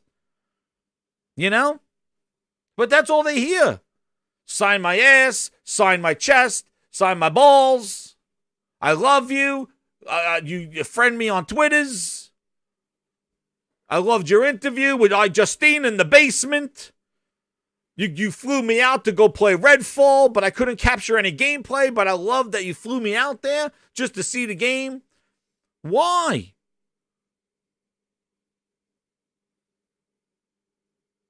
Instead of going over there and brushing his balls, maybe you should go over there and go, what the fuck? And if Phil make that face, the way he make that face, he'd be like this at the emote. He'd be like, oh shit. You know?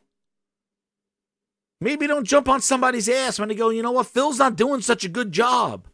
Oh, how dare you say that about Phil? Maybe because he's not doing a good job.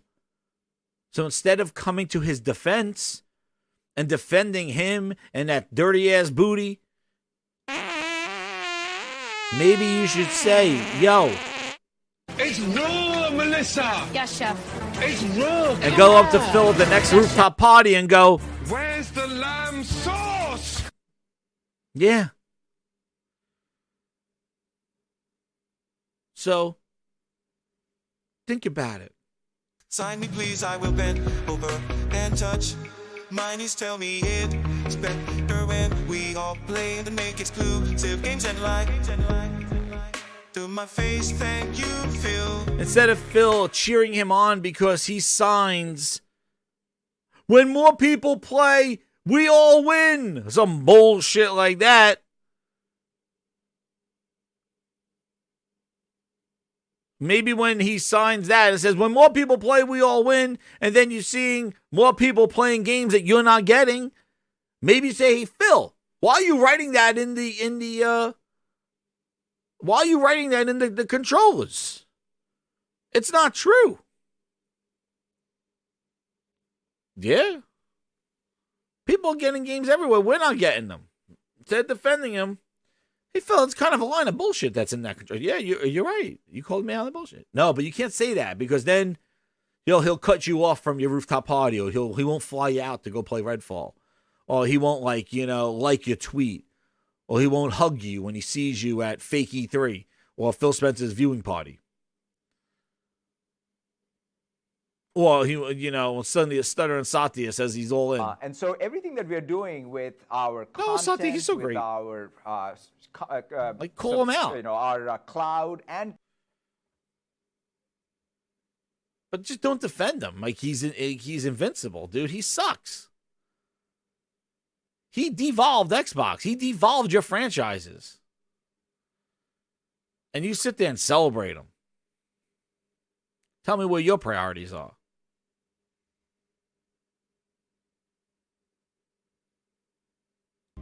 Enough from me. We're going to have the games do our talking. Speaking about chasing people out, good old Phil Spencer, everybody's Xbox lover boy, got another one. Another one. So let me tell you a little story. Joseph Staten. Link just left. I don't know where the link went. Joseph Staten. Hit that like button, grind. Over 300 people. Hit that like button right now. Because we're going Joseph Staten style. Halo, you know it hurts me. You know it hurts. This is a hurt. I need likes to keep me motivated here. And Master Chief is going to come in here and talk some stuff too. So get ready, grinders. Get ready. Get those fingers on those buttons. So Joseph Staten. Okay? Let me tell you a little story. See, these are the things that don't really people don't know. let's talk about a little story of Joe Staten. Where's the article?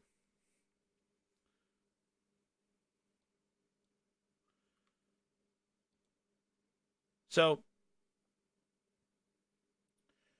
Joseph Staten confirmed that he is leaving Microsoft entirely. They're not leaving Xbox. They are leaving Microsoft. So, Joseph Staten worked for Bungie under Halo 1, 2, and 3, and Reach, I believe. It was the last one, Reach. He wrote the stories. He was the narrative creator of the Halo stories. Halo 1 with Bungie under Microsoft. He was the heart and soul of the Halo Master Chief story. When Bungie left Microsoft, he went with them and worked on Destiny's story. Then, after Destiny was going on, Joseph Staten went back to Microsoft as a creative director. He was working, I think, on Recore. He was working as let me see if I can get his thing. He was a creative director.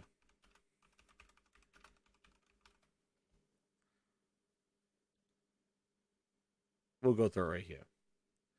So as you can see, he worked with Bungie. He was the director of cinematics. He was responsible for the movies and the storytelling of Halo Combat Evolved, Halo 2, and Halo 3. Right? He worked with Eric Nyland with those Halo novels. And he wrote Contact Harvest. So he was the lore. The lore of Halo was him. Right? Then he left with Bungie and worked as the writer and design director on Destiny in 2013. Then he left Bungie and went back to Microsoft. And he was a senior creative director in 2014. All right? He worked on some Halo novels. That's right. Man, my memory's good, man. He was the lead writer on Recore and Crackdown 3. Remember, narrator, writer. He was a storyteller. Keep that in mind. Storyteller, right? Then, in 2020, now look, he was there in 2014, 2015, 2016. All the years that Halo Infinite was being developed. Okay? He was there all those years that Halo Infinite was worked on. Remember, it worked on for 5-6 years, right? Joseph Staten was there. He was working on Recore, and I remember him that he came up for Crackdown 3, and he was given updates on Crackdown 3, right? Not the best resume, I would say, coming back to Microsoft. You worked on Halo stories, you worked on Destiny, and then you come to Microsoft and they put you on Recore and Crackdown. Meanwhile, Halo Infinite is being built, and you don't put Joseph Staten doesn't come back in 2014 back to Microsoft, and you don't take Joseph Staten and go, get your ass on Halo right now. Hold on. Okay. Holy Spirit, activate. Oh, no. Holy Spirit, no. activate. Holy Spirit, activate. Activate. Activate. Instead, they put him as a creative director and working on Recore and Crackdown 3. In 2016 and 2019. 343's making Halo. He is not there. Where's your best friend Phil Spencer right now? He is a creative director, a senior creative director. Why is he not assigned to Halo? Halo Infinite. Where is he? Halo Infinite is being developed all those years. You put him on Recore and Crackdown 3. Okay.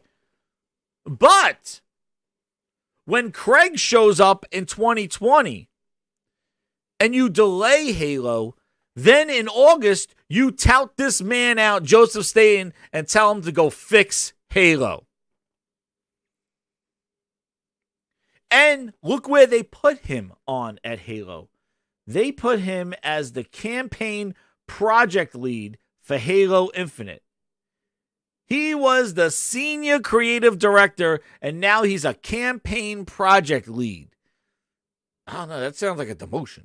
But anyway, But they tout his ass out and put him on Halo in 2020 after Craig as the fixer-upper, the fix-it man.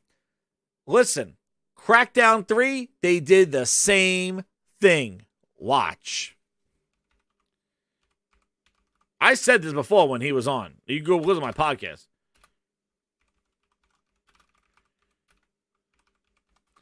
They did the same thing to him.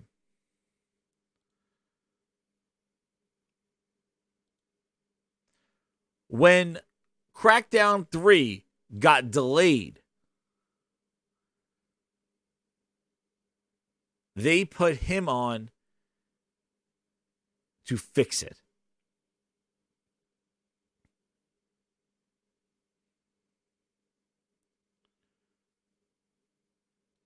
Look what they did to him.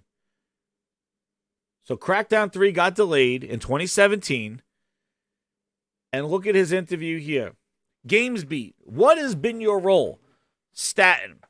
What I do in publishing now is I head up the design group. I work with other talented designers overseeing all the projects from a design point of view. That's his job. He was working on game design and storytelling. They put him on Crackdown. In Crackdown's case, I'm serving as really a creative director for the whole game. I'm not living in Sheffield working for sumo guys, but I'm serving in that job of trying to bring the game together cohesively. This is Crackdown 3, grinders. Listen up. This is the facts. This is what you getting right here. They used him as the patch maker. They used him as the fixer-upper when their games went awry. Crackdown 3 was bootleg Crackdown, and then they put in Terry Crews, and they said, Joe Staten, get in there and fix it. They pulled him from his creative job of a creative design director, and they threw him under the weeds, and they threw him to these games that were broken because of bad management. So he's not living in Sheffield where Sumo Digital is working on the campaign, but he's serving the job of trying to bring the game together cohesively, also working with the marketing partners to promote the game. Standard creative director work at the end.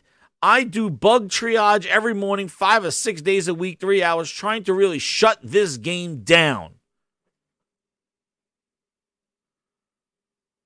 GamesBeat asked the question, a story guy working on bug killing? Staten, it said it's a demotion. Microsoft is whoring him out. Microsoft's like, hey, we messed up Crackdown. Joseph Staten, you go fix it. That's what they did. That's what they did to this man. They've been failing games since 2016. Now, just hear the shit that went on with Crackdown and just think of what we just saw with Halo Infinite. They did the same thing to him. Over the years, this is a response. Why is the story guy working on bug killing? Over the years, I have taken on more stuff, but I always do have the same perspective. That background, I can't get away from it. They had him doing bug work.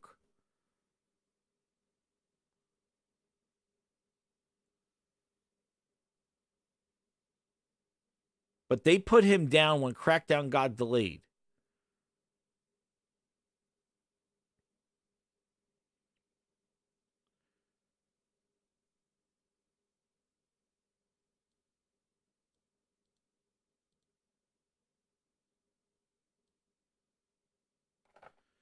I played a preview of the third-person action platform, a game coming from Microsoft and Sumo Digital.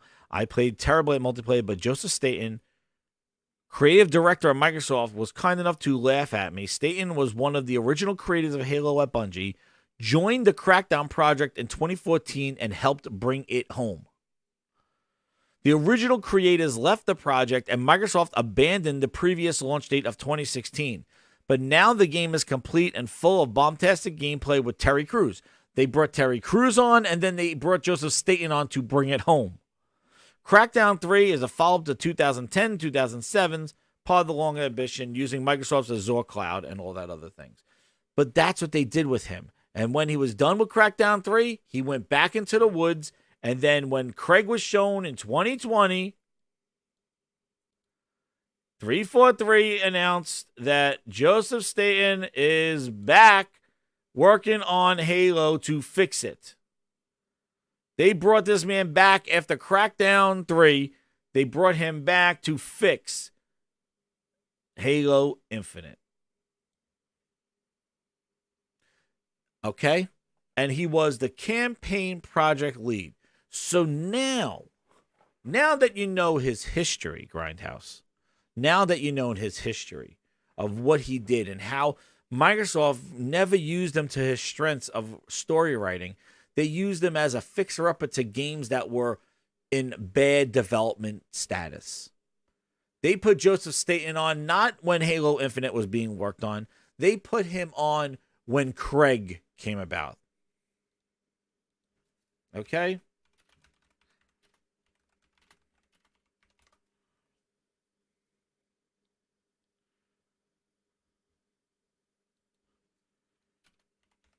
Where is it?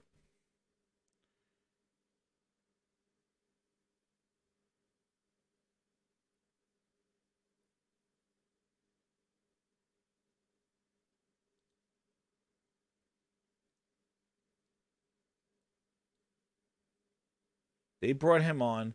Craig was shown in June 2020. Then they delayed it indefinitely in August. And then Joseph Staten is now the head creative at 343.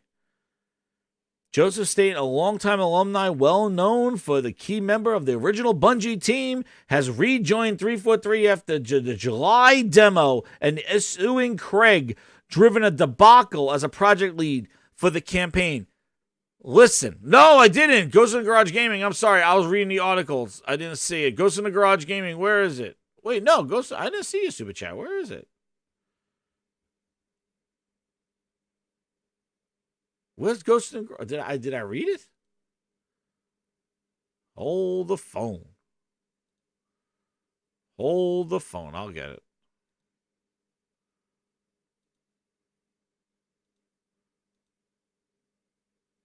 What's up, Thresh? Hit that subscribe button, grinders. Get those subscribers while I go find this thing. Hold on.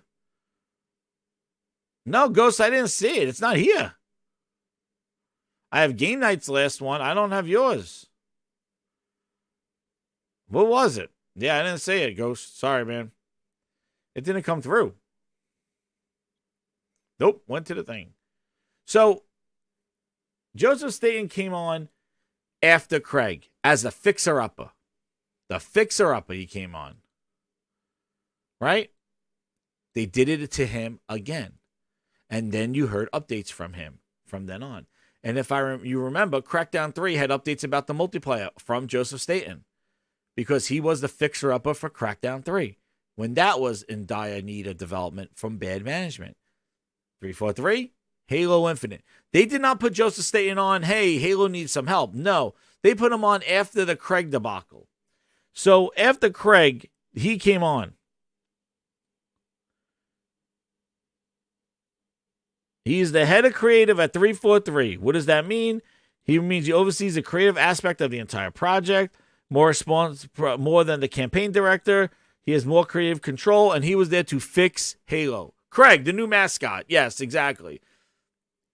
Joseph Staten came on to fix Halo after the damage had been already done.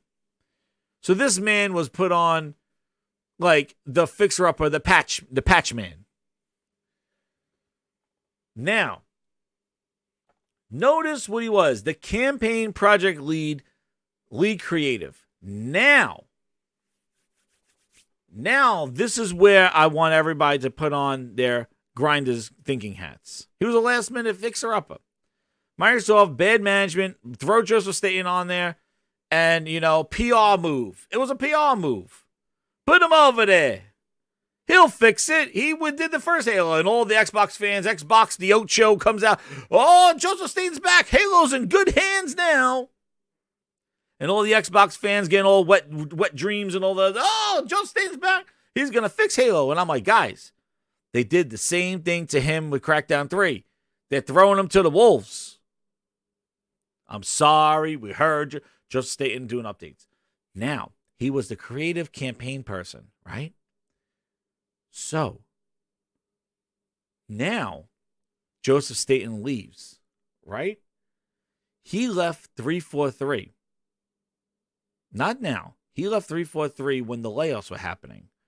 Remember, a few months ago in January, February, they laid off a bunch of people from 343. He moved back into Microsoft and left 343. So Joseph Staten left 343. So just get the timelines here, right? They laid off a bunch of people from 343, right? And who did they lay off the most? So January, here's Game Informer. And guys, this is not sources. This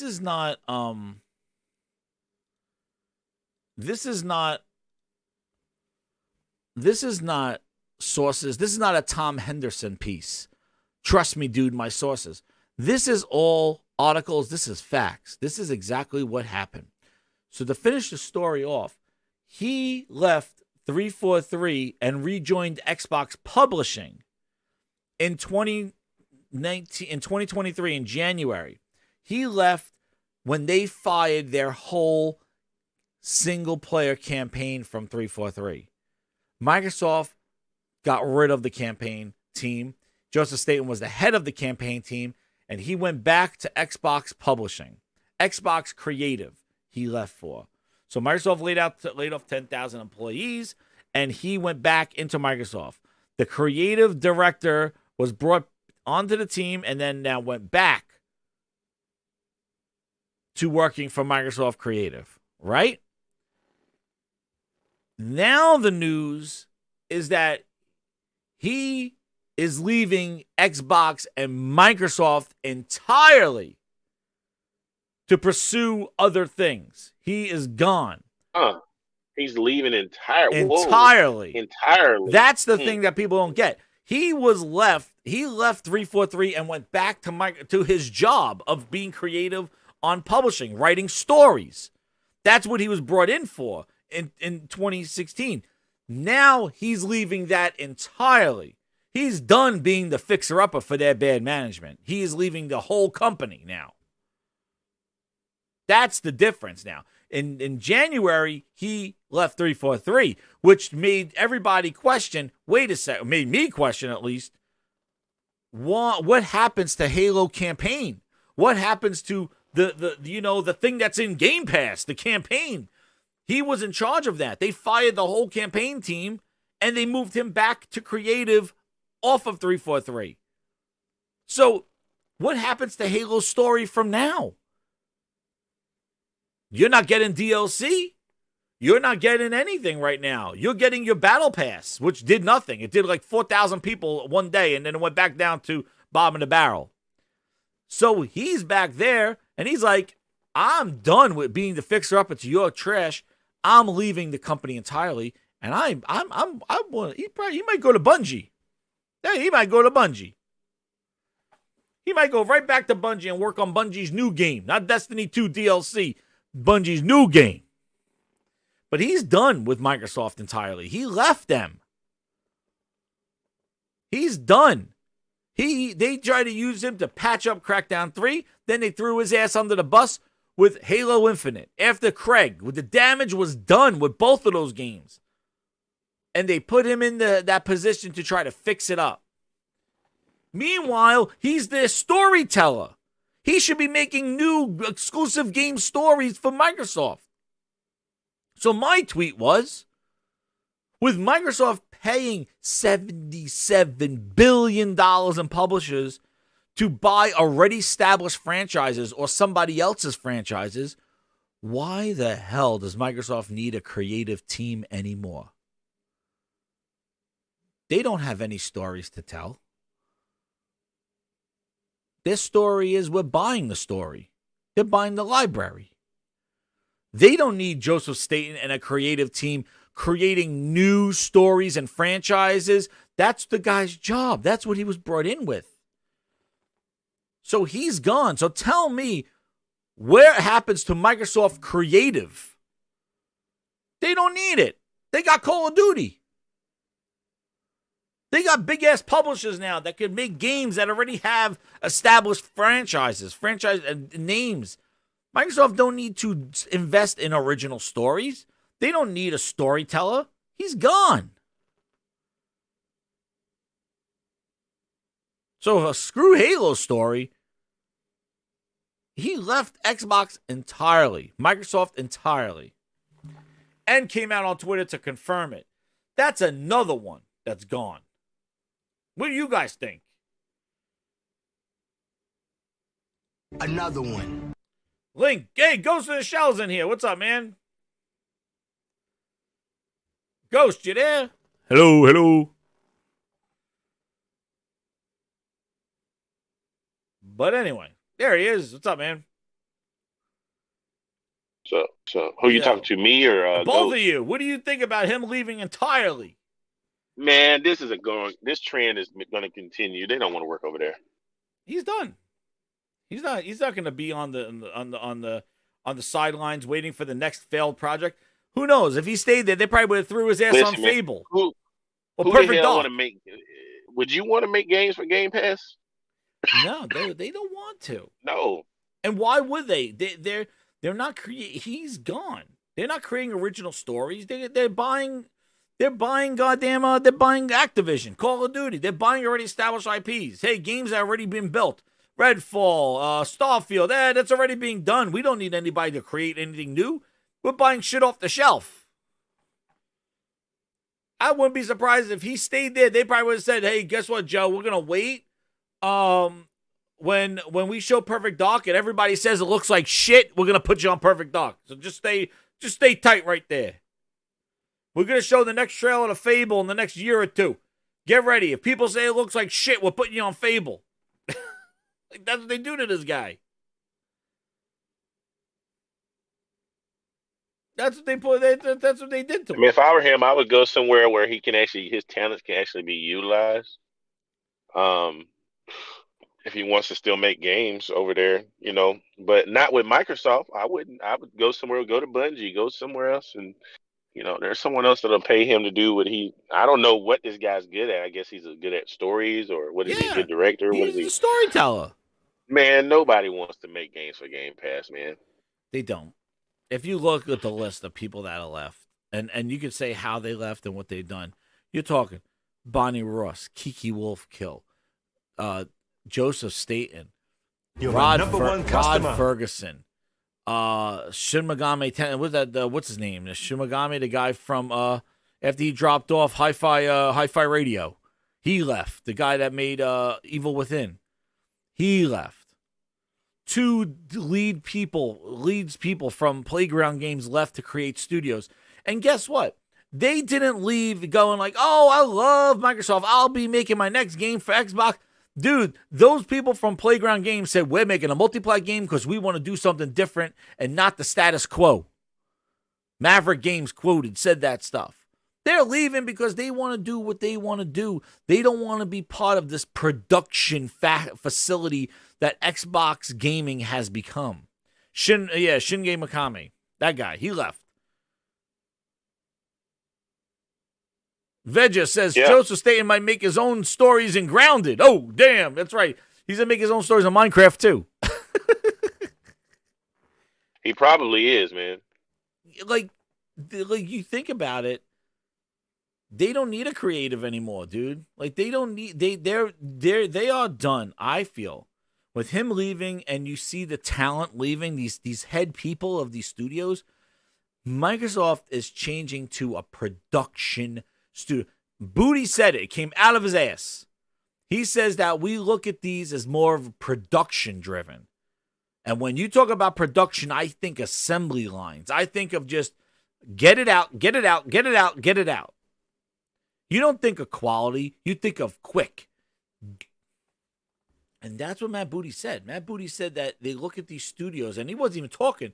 This was before the Bungie and the Bungie and I mean the Bethesda and Activision stuff. This is what he talked about, the studios that they purchased. He said that they look at them as a production. So, what did he say? When he says about the thing. Not creative, not wait, Matt Booty. Is this it? This is not the interview. Where is it? Matt Booty interview. He doesn't have. The hell is that? Matt Booty. There he is. No, not that interview. Where is it? It's with the Game of Phone one. This is what he says. This infamous interview. Right? Here Matt Booty says how they run their studios. Please, everybody. Ladies and gentlemen. Exhibit A, B, C, D, and E. Do you think Hellblade was to that acquisition? Do you feel like Microsoft would have been just as interested if Hellblade didn't perform the way it did? We get, but we're going to scope them. Here's the scope. Close Booty to with the AAA scope. production Colonoscopy. values as we get, but we're going to scope are things that are super well crafted. Great example of the kind of game that we are looking for from the studios that we've acquired recently, which are, they're not going to be 90-hour AAA games, but what they are going to be are things that are super well crafted, that will have as close to AAA production values as we get, but we're going to scope them so that they can be done well by a smaller studio. So I think, to me, the magic of Hellblade is how well it was built, how compelling its story was, but it is a masterful bit of design constraint and scoping, so that what it does really well. And it's, you know, it's not a 100-hour game, but the 10 to 15 hours gameplay that it is really, really well done. That's one dirty ass Booty interview. Now we get the other one. Wait, I hear somebody. Is that sick? Your mic is low. You sound like you're McDonald's. And if we've got tools, I can't hear you, Sick. but I think there's some industry trends going on that still would have happened. Oh, there you go. know, around how we build I'm just teams grabbing and how this we last approach Booty big interview. projects. Wait Mike? a second. Yeah, talking about new trends I think that's and what kind you of probably heard. You probably heard the feedback from Connections and, you know, the fact that we got Daryl Gallagher at the initiative. Yeah, I'm just and doing the those two second folks Booty there, interview where he and says they it's become production, available. scoping, You know, Matt back to Booty, sort of what's one of my colonoscopies. jobs day to day. It would just be, I'd be remiss to say, well, like, we got to find a way to make this work, Dude, right? this is what he talked a about team about that's his coffee got business. experience building the kind of thing that we're building, who's worked with some of the people that's now available.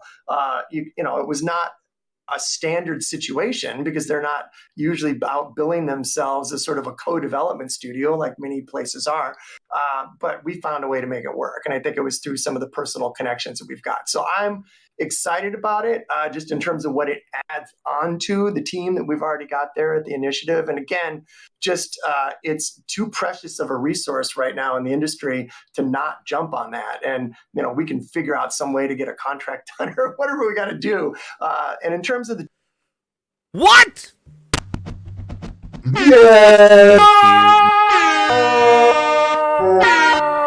A few moments later. What are we doing here? Wait a second. Why is he acting like he don't know what shit's going down, man? Look how panicked he was when he's talking about this. Is not even the clip that I wanted to get. Hit that goddamn like button. This is the shit I find while I'm looking for stuff. Why the hell is he acting like panic mode? Look at him when he's talking about bootleg studios. You know them. Wait, just wait till E3 there will be a showcase, but I can't wait when all our games need help. Bootleg studios help. Look at his reaction on how we're gonna get 343 to we're gonna get bootleg studios working on Perfect Dark. Look at he's like, we'll have to write a contract. We just got to get something done. We just got to do. Look at him. Tell me how confident you are in this game. Look at this. building the kind of thing that we're building, who's worked with some of the people. Look that's at now this. Look at his available. reaction. You Just get know, it it was done. not Just get it a done. standard Panic mode. situation because they're not usually out billing themselves as sort of a co-development. No, they're studio like not. many Crystal places Dynamics are. is Bootleg Studio But A we number found a way one. to make it work, and I think it was through some of the personal Watch connections that him. we've got. So I'm excited about it, just in terms of what it adds onto the team that we've already got there at the initiative. And again, just it's too precious of a resource right now in the industry to not jump on that. And, you know, we can figure out some way to get a contract done or whatever we got to do. And in terms of the teams working together, you know, that's a place where I think the technology is evolving, right? Like, how do we review builds? How do we play games remotely? How do we look at, you know, 4K art and as crisp and just get it done? Write a uncompressed as we contract can? up. He doesn't know. That's now available.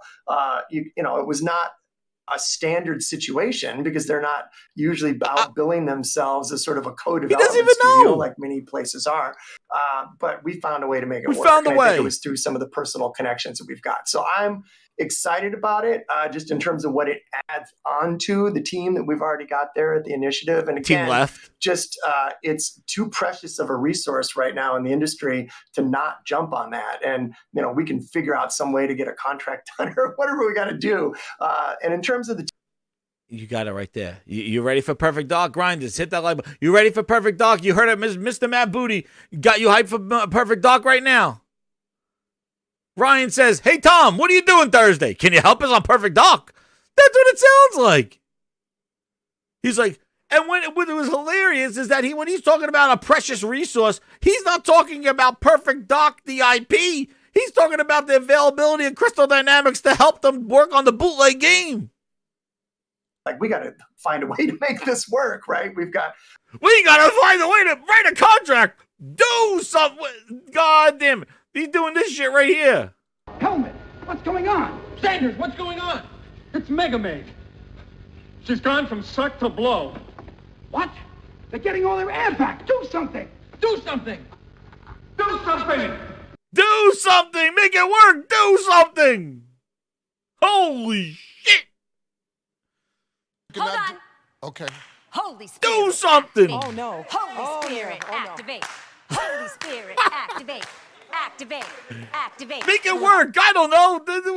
He's talking about the resourcing. He's talking about the studio. Work, right? We've got a team that's got experience, connections, and, you know, the fact that we got Daryl Gallagher at the initiative who knows some the last folks guy there, left, and they become available. You know, back to sort of what's one of my jobs day to day, it would just be I'm delivering coffee, to bitch. say, well, like, we got to find a way to make this work, right? We've got a team that's got experience building the kind of thing that we're building, who's worked with some of the people that's now available.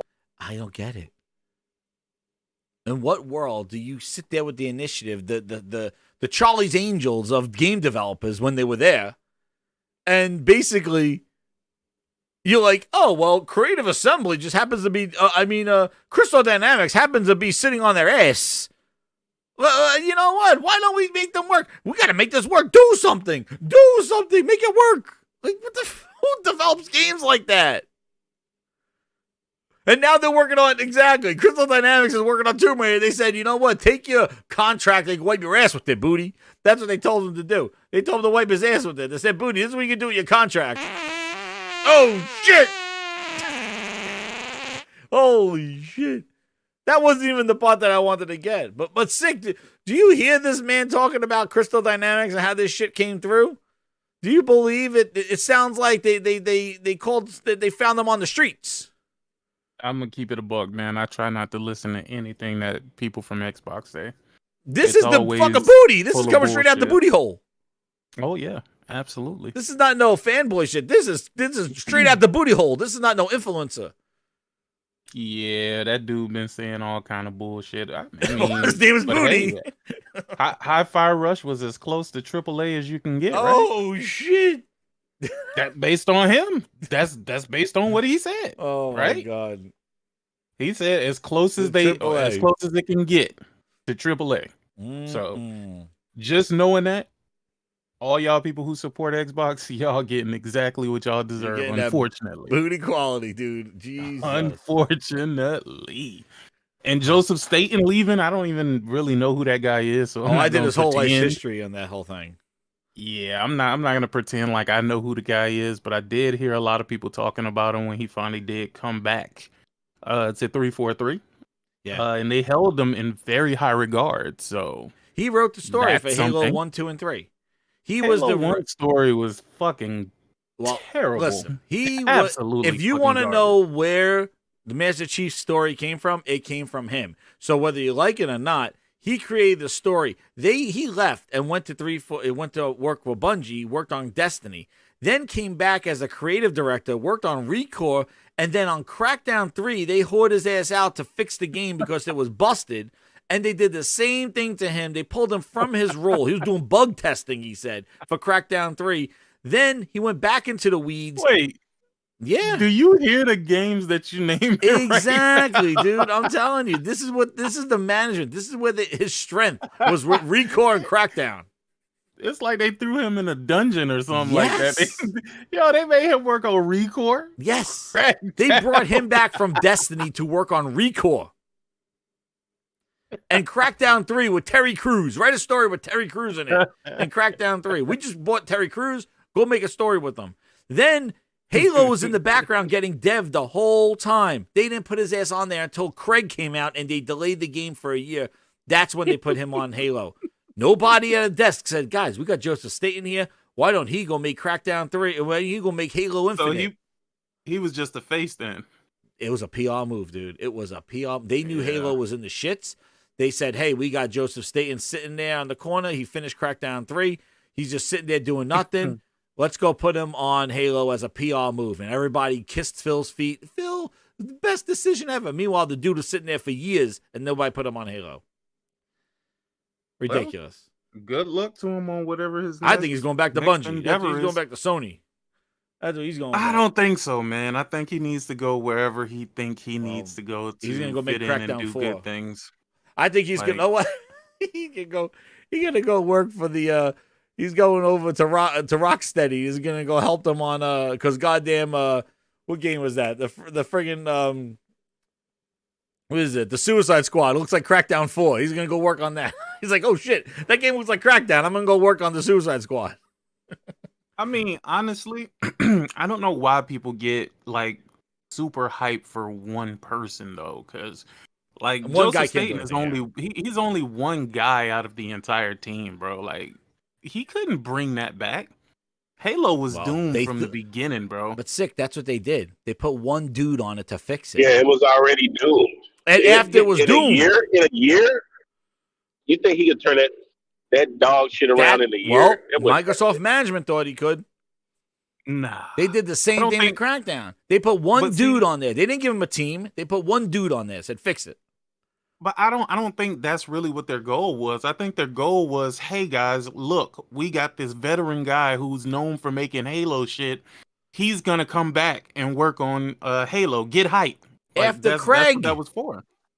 After That's what that was for. He was just there to build morale. Bro. Yes. That's all he was there That's for. it. And Microsoft played the fiddle. Exactly. They played the flute. They basically did that. But I mean, Xbox gamers are retarded anyway. That's excuse my language, but Jesus. They did. But what I was trying to say is that what does this say for creative? Like they're creative. They're not doing creative. They're buying full ass publishers that already have games established. They're not building games anymore. And what I was trying to say is that all these people leaving, the interview right here with Matt Booty, where he says that he looks at their studios as a production. I think this is it right here. Any game has got... I got it right here where he says... You could go about making games home. Where does he say it? Could have been. When we look back at, obviously, the world's in a different place. Get into his studios. And Matt, before you get started... A lot to think about besides just how do we get games. Always trying to I just want to get that perhaps clip. Maybe real work starts almost the day after you launch, right? I mean, happened anyway that we'd probably be in a point where the industry that's changing a little bit. So I think that maybe games and how your team Yeah, works. it's this guy's I would love to response. ask about collaboration, of course. And what's it like with a third? connections and the fact that my job's data, just in terms of what it adds onto and I think it was through some of the personal connections that we've got. So I'm excited about it, just in terms of what it adds onto the team that we've already got there at the initiative. And again, just it's too precious of a resource right now in the industry. Look at, how do we, right? Like that's a little game studio that was just would work with a studio like that. But to Norm, I think you could look at just about any big game and with Xbox Game Studios for a while now. Looking at all of that, like what are some highlights for you of like key moments in the Xbox Game Studios history that you think? I mean, social network, a community go, and that's a big one. I think another thing is that's motivate you to all game. We really orient to what does the team want to work on that they feel passionate about. And the last thing anybody needs me thinking about is what I call sort of portfolio bingo. Like I don't want to go to Tim Schafer, Tim, we really need a rodent-based mascot platform. That's not in the grid anywhere. Like let them make what they think is going to be cool, right? Let them make what they want to make. Of that, with PlayStation Studios finding so much success kind of with their pedigree of games and their IP that they focused on the last generation or so, building into, some of the biggest AAA, debatably quadruple A games out there. Quadruple-A. You just said that like you're not really chasing this or that, but like do you ever kind of think as the head of Xbox Game Studios, I want us to have one of those type of games? Well, first, just to bring it up, I mean, hats off to Sony and their studio system and the leaders that they've got there. I mean, it's fantastic, right? There's just, you can't argue with the quality and the craft and the games that they've delivered and that they're working on now and the stuff that we've seen so far. So just, kudos and hats off to them. I think I tend to come at that less of one of those and more making sure that we are paying attention to fan expectations, right? And I think that there's a certain kind of game that generates an anticipation. It kind of becomes this big tentpole moment. It's a game that fits that intersection that everybody can play, and it's also Redfall? a big world that you feel like you can have, you can inhabit. And I think those kind of games are important. And certainly, it's been a place where we have not been out in front. We haven't really had the sort of one-to-one with Sony there. I don't necessarily want to get into what's our Uncharted, what's our Horizon Zero Dawn, what's our they don't got it. What's That's our why. that. I don't think that does anybody any good. I but do have a real you hit on a great question, point, which is and it's always for these idiot interviewers, bro. Why are you interviewing Xbox and always bringing up PlayStation, bro? Talk about Xbox and what Xbox is doing. Yeah. They always have to pull Sony into whatever the fuck Xbox they talking know about. That's what they'll get the thing. And then he just goes like, hey, we don't have those games, dude. We're never going to probably have them. Like, they're never going to have those games. Not with what they're trying to do. That's not even... Look, Sony is out here spending 100, 150, almost $200 million on a game. They're trying to spend 10 million, maybe. Exactly. Small scope. What the hell? And he says it like, we're not doing what's our Uncharted, because that's what people want to know. Where's your Uncharted? He's like, we don't got it. We don't have it. We never will. You're never gonna get it unless we buy Uncharted. Yep. Unless we buy it. Like, exactly. Like, I don't know why. You're right. I don't know. Well, it is the game kind of funny. Who the hell knows? Those clowns. But they always ask like that. You're right. They always ask that shit. It doesn't make any goddamn sense. If you're interviewing an executive from Xbox, talk about Xbox. Try to shine some good light on Xbox. But saying, yo, dog, you doing that shit that PlayStation doing, dog? Because that's what we want to see from y'all. No. Let them focus on the garbage that they're about to give y'all. Open up wide. Remember, it's on Game Pass, dog. It's on Game Pass. You think you're going to get those on Game Pass? Like, he says it right there. You're not getting that stuff. Look at what this stuff.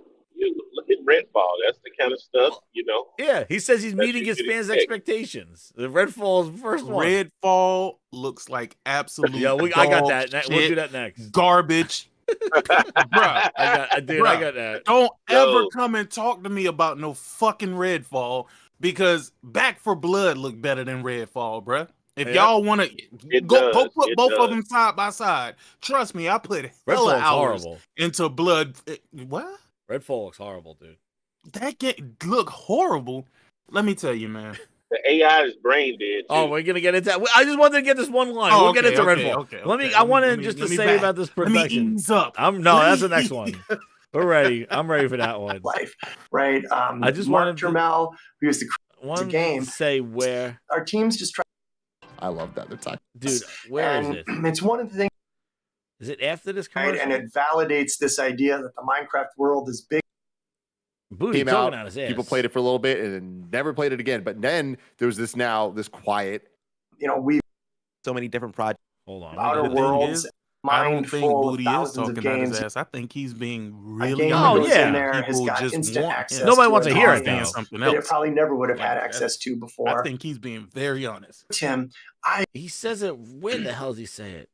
You're led, right? And here it is. Here it is. I found it. About it and celebrate, and there's hopefully we got years and years and years of more great games lined up. Yeah.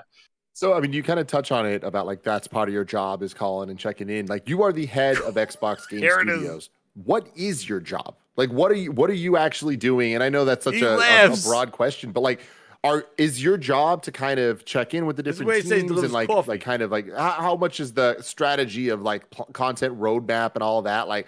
What is your job? Yeah, well, first, the games and the game teams, that is all because of our studio heads, right? We talk about, we've got 23 studios. He says, all the teams are led by the studio heads. Those are the people that are leaving. Okay? So hear his talk about the respect, the studio heads. It's on them. It's all the studio heads. Well, the studio heads are leaving. Who's next? Just listen. But behind every one of those studios is a studio head, a leadership team. And we've talked about this a little bit before, that we're very creator-led, right? And it doesn't mean that the design lead is running the studio, but it just means that our studios are formed. You could build a studio around a business approach. You could build it around a marketing approach. We build our studios around production. So they build there it is. You could use a marketing approach, a business approach. We build our studios on production. This interview was done in 2020. I'm sorry. Wait. Back up. A year ago. What? They do what? Yeah, they do what? He says right here. They build of our studio heads, right? Let me stop you right there. They haven't built a single fucking thing. On production. A single goddamn thing. They haven't built They haven't produced anything either. But they built on production. They built two things you never put together. They did not build. They bought and they wanted to do production. We've got 23 studios. 23 studios. Behind every one of those studios is a studio head, a leadership team. And we've talked about this a little bit before, that we're very creator-led. Creator-led. Right? It doesn't mean that the design lead is running the studio, but it just means that our studios are formed. You could build a studio around a business approach. You could build it around a marketing approach. We build our studios around production. So when it comes to, nobody needs me playing game designer. Nobody needs me in there helping run their studio. My main job is to make sure that those studio heads have got what they need.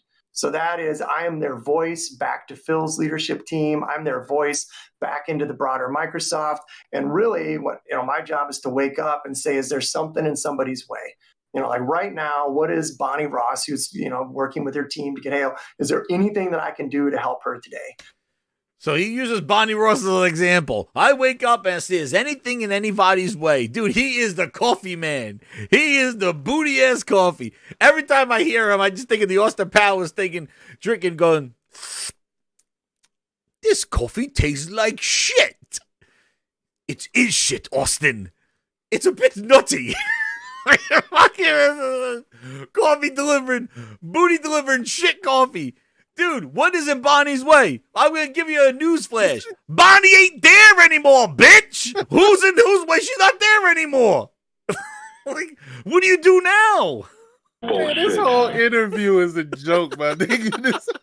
What's in Bonnie's way? I wake up. Dude, I can just see him waking up out of shit. his shit comforter. gotta- He gets out. He's like, "Ooh, it's a good day, Bonnie. Is there anything in your way? No, it's a good day. I had a good breakfast with my kids. Okay, great. Would you like a coffee and extra cream and 2 sugars? Booty on the roll. Nothing gets in Bonnie's way today. Here I come, Bonnie. Yeah, The booty barista. man. Hey, Bonnie, how can you make Halo feel more double A? It's Don. No, it's Terry Myerson and Don Matrick. That's who it is. It's Don Matrick, man. That's the reason why the game came out messed up. It's Don. It blames Sony. Sony put Craig in the game. Bonnie, what's in your way? You know, I don't want to say it, but you know, Craig looks like shit. Bonnie's like, get back in that coffee truck, bitch. Yo, Booty's why coming. do everybody on this screen right now, they all look pissed? Like, why the fuck do we It have goes Booty this with guy the on? coffee. The guy just said he wakes up in the morning. I can just see him like that the music, the birds are tweeting and go doo, doo, doo, doo. Like the birds are tweeting. He gets out and he's just like, it's gonna be a good day. And he gets in the booty mobile. He's like, 2 coffees, 2 creams, and he's coming up, pulling up the 343. He pulls up. He's like, no, this is his horn. Booty's on his way. Here he comes to the studios. Here he comes, the booty mobile. This coffee tastes like shit. It is shit, Booty. It is shit. It's a bit nutty. Nah, that whole team is a joke, though. I'm sorry.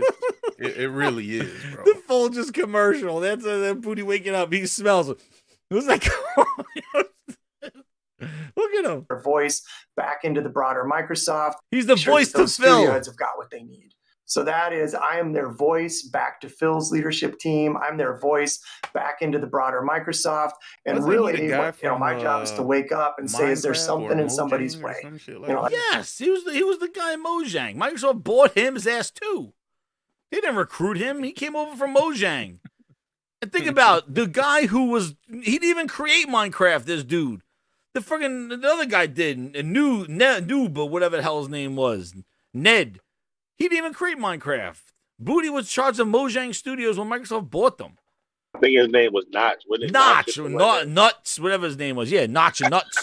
Fucking guy over there. Yeah. He was working with Nuts. Nuts left after he got paid. Booty, think about this guy's jump. And that's why I say, look at Herman Holtz.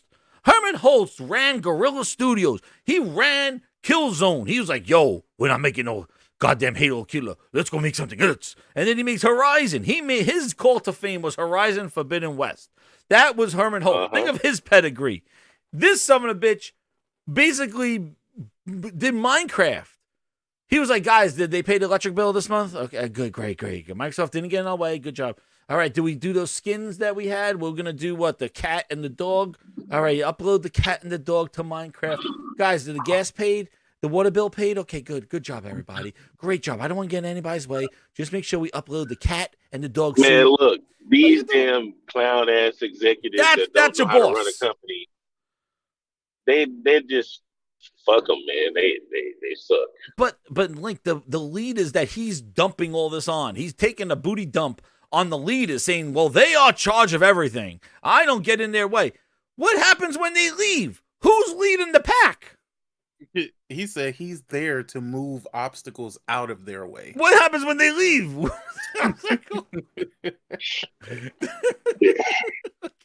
How exactly? This shit is just funny because they haven't been completing shit. What was that?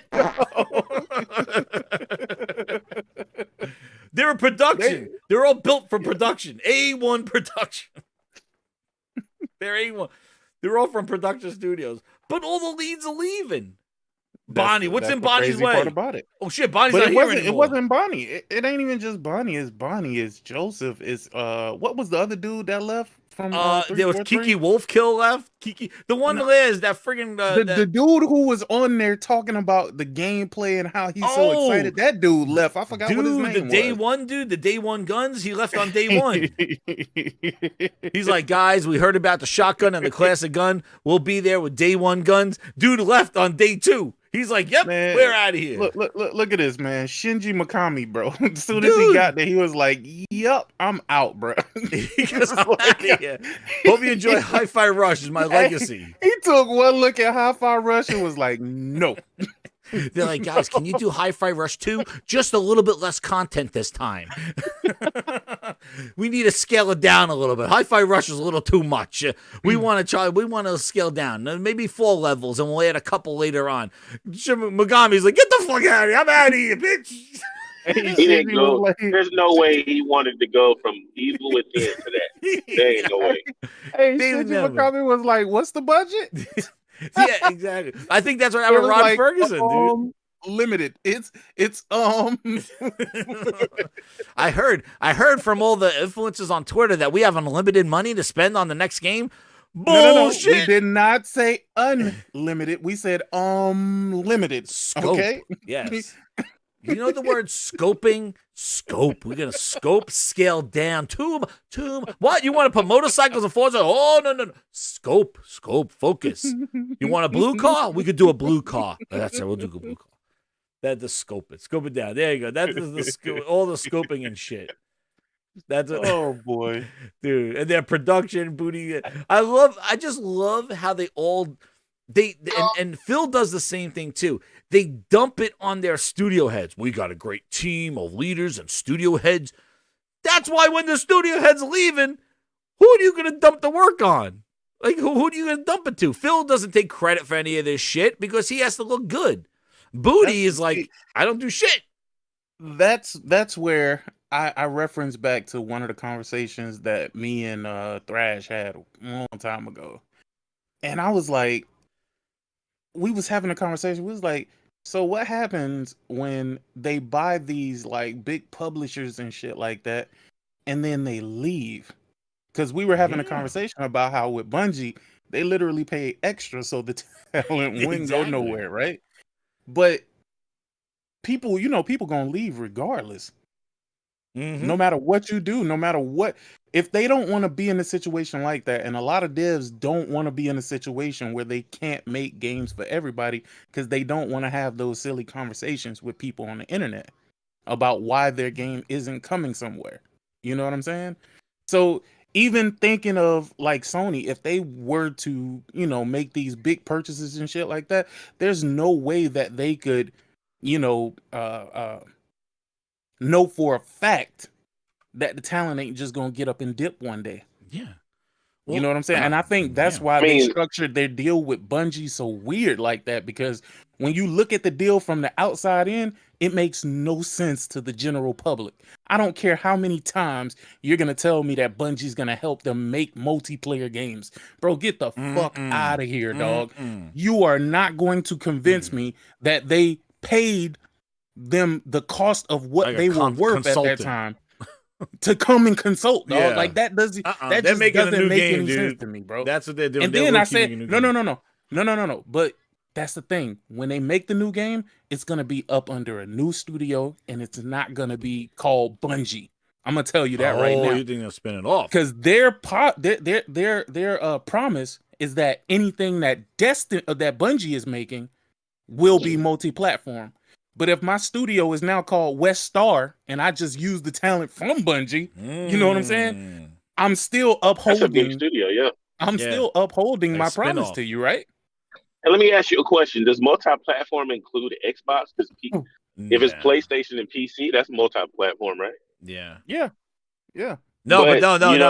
On the Xbox side, it's considered everybody's playing. If it misses if it misses the Switch and PlayStation, it's still considered everybody plays, we all win. But if it's the other way around and nobody wants to put anything on that 22 million third place sucker for the last 2 years, then it's like, oh no, that's not good news. What is a studio if you don't have the talent? I mean, look at a studio like Rare, right? They don't have all that talent that Rare was when it was with Nintendo. They're gone. Look at the type of games they're making now. They're not making classic games like Conker's Bad Fur Day. Nope. And Banjo-Kazooie and Perfect Dark. And they're not, Crystal Dynamics making Perfect Dark. But what I'm saying is Rare don't even work on their own IP anymore. And they said, oh, when Microsoft get them, they're going to own all these IP. They're going to resurrect them. They Did never we get even a made like Conquer's Bad Fur sequels to, Day? like Cameo and shit. Like, they did nothing. They didn't make nothing. They read Viva Pinata, Jet Force Gemini. They had a lot of good. Even Viva shit. Pinata, they never brought it back. Viva Pinata 3. Wait, that was Rare? Yep, that was made Rare. it? Viva Pinata 1 and 2, and the TV show. But that was on Xbox, though. I'm saying the stuff they were making when they were with Nintendo. Yeah, but they even owned that a lot shit. of those IPs that they were working on, and they didn't bring none of that back. And nothing. Yeah, but Nothing. I mean, So- we were talking about that, and I was like, none of this shit makes any sense if all of the talent leaves. Yeah. What good Right. is owning Activision, Blizzard, and King or whatever, and then all of the people from Sledgehammer, Treyarch, and fucking Infinity Ward be like, yeah, we out, dog. And sick. You think they're gonna stay when they know they're committed now 10 years to make Switch games? You think Infinity Ward's gonna sign the next day after Microsoft owns them? It's like, okay, your next Call of Duty's on the Switch. They're gonna be like, fuck out of here. We're out of here. All you gonna hear is top talent is. Yeah. You think Brad Sims? You think that Sam Sims, whatever the hell his name was, when he showed his Pac-Man 80-20% chart, knocked on Infinity Ward, going, guys, we're gonna make a commitment for Switch. You guys okay with that? Bullshit. That guy made that deal out his ass to save his ass. He's like, we got to get this deal done. Yeah, Activision's making games for Switch now. You think Infinity Ward's sitting there going, oh shit? It can scale, Jizz. That's what they're gonna tell you. Well, that's what he said. That guy doesn't know a game if it slapped him in the face and called him Susie. He wouldn't even know the game. That guy, Brad Sims, whatever. He's a freaking lawyer. You think Phil care if everybody get a fucked out version of the game because it got to run on the Switch? No. Do you think Bobby Kodak like sat down with Infinity War and Sledgehammer going, guys, we're gonna make a deal here. We want it through. We're gonna put games on the Switch and on These Nuts Cloud and on Black Bonds, Black Balls Clouds, and the cloud in Korea and the cloud in Japan and South Africa's and all these cloud services. So we're gonna make this deal and also on the Switch. And they're like, oh shit. Are you okay with it? We're not going to pay you any more money. We'll send you a Switch dev kit and some These Nuts dev kits for their cloud. You're okay? Yeah. And you think they sat with them and talked it out and they go, you know what? We don't feel comfortable doing that. Bullshit. Microsoft made the deal. Activision wasn't even the one that announced that deal. That bitch was pulling it out of his jacket pocket going, I got a deal for you. Like goddamn Scrooge McDuck. Walking around with the deal. It was Microsoft that made the offering for the 10 years. It never came from Activision. So Activision's sitting out there going, oh, shit. That deal goes through. I bet you all that talent leaves. That talent's going to head out of there. They're not going to make Switch games. Yeah, but at the end of the day, For 10 they don't years? give a fuck about that. You think they care about that? They don't give a fuck about that. They just trying to get their payday, bro. Activision That's said, it. Activision said, we would never put our games in a cloud or a service if it wasn't for Microsoft buying us. So they already made the business decision as to what they thought about that bullshit service cloud shit. And now they're going into a deal right now that the workhorses, the people that really matter, the talent, those are the ones that are going to suffer from this whole thing because now they're going to have to make those compromises. They not going to suffer because that shit ain't going to go through. But I digress. I ain't even trying to get into the ABK shit today, it's dog. the talent shit. It's the talent stuff that those guys, I'm sure nobody spoke to the real workers on the decisions being made of their job, what they're going to do in the next 10 years. Like, they just committed Infinity Ward. Now they're thinking, hey, we're going to make this incredible Call of Duty next year. They're like, oh, shit, it has to run on the Switch. All right, you know what? Scale it back. Yeah, that Avalanche scene, yeah, we're not doing that one. But who is that good for, though? It's good for nobody. It's good for the executives and fucking Microsoft. That's what's good for. It absolutely is good for somebody.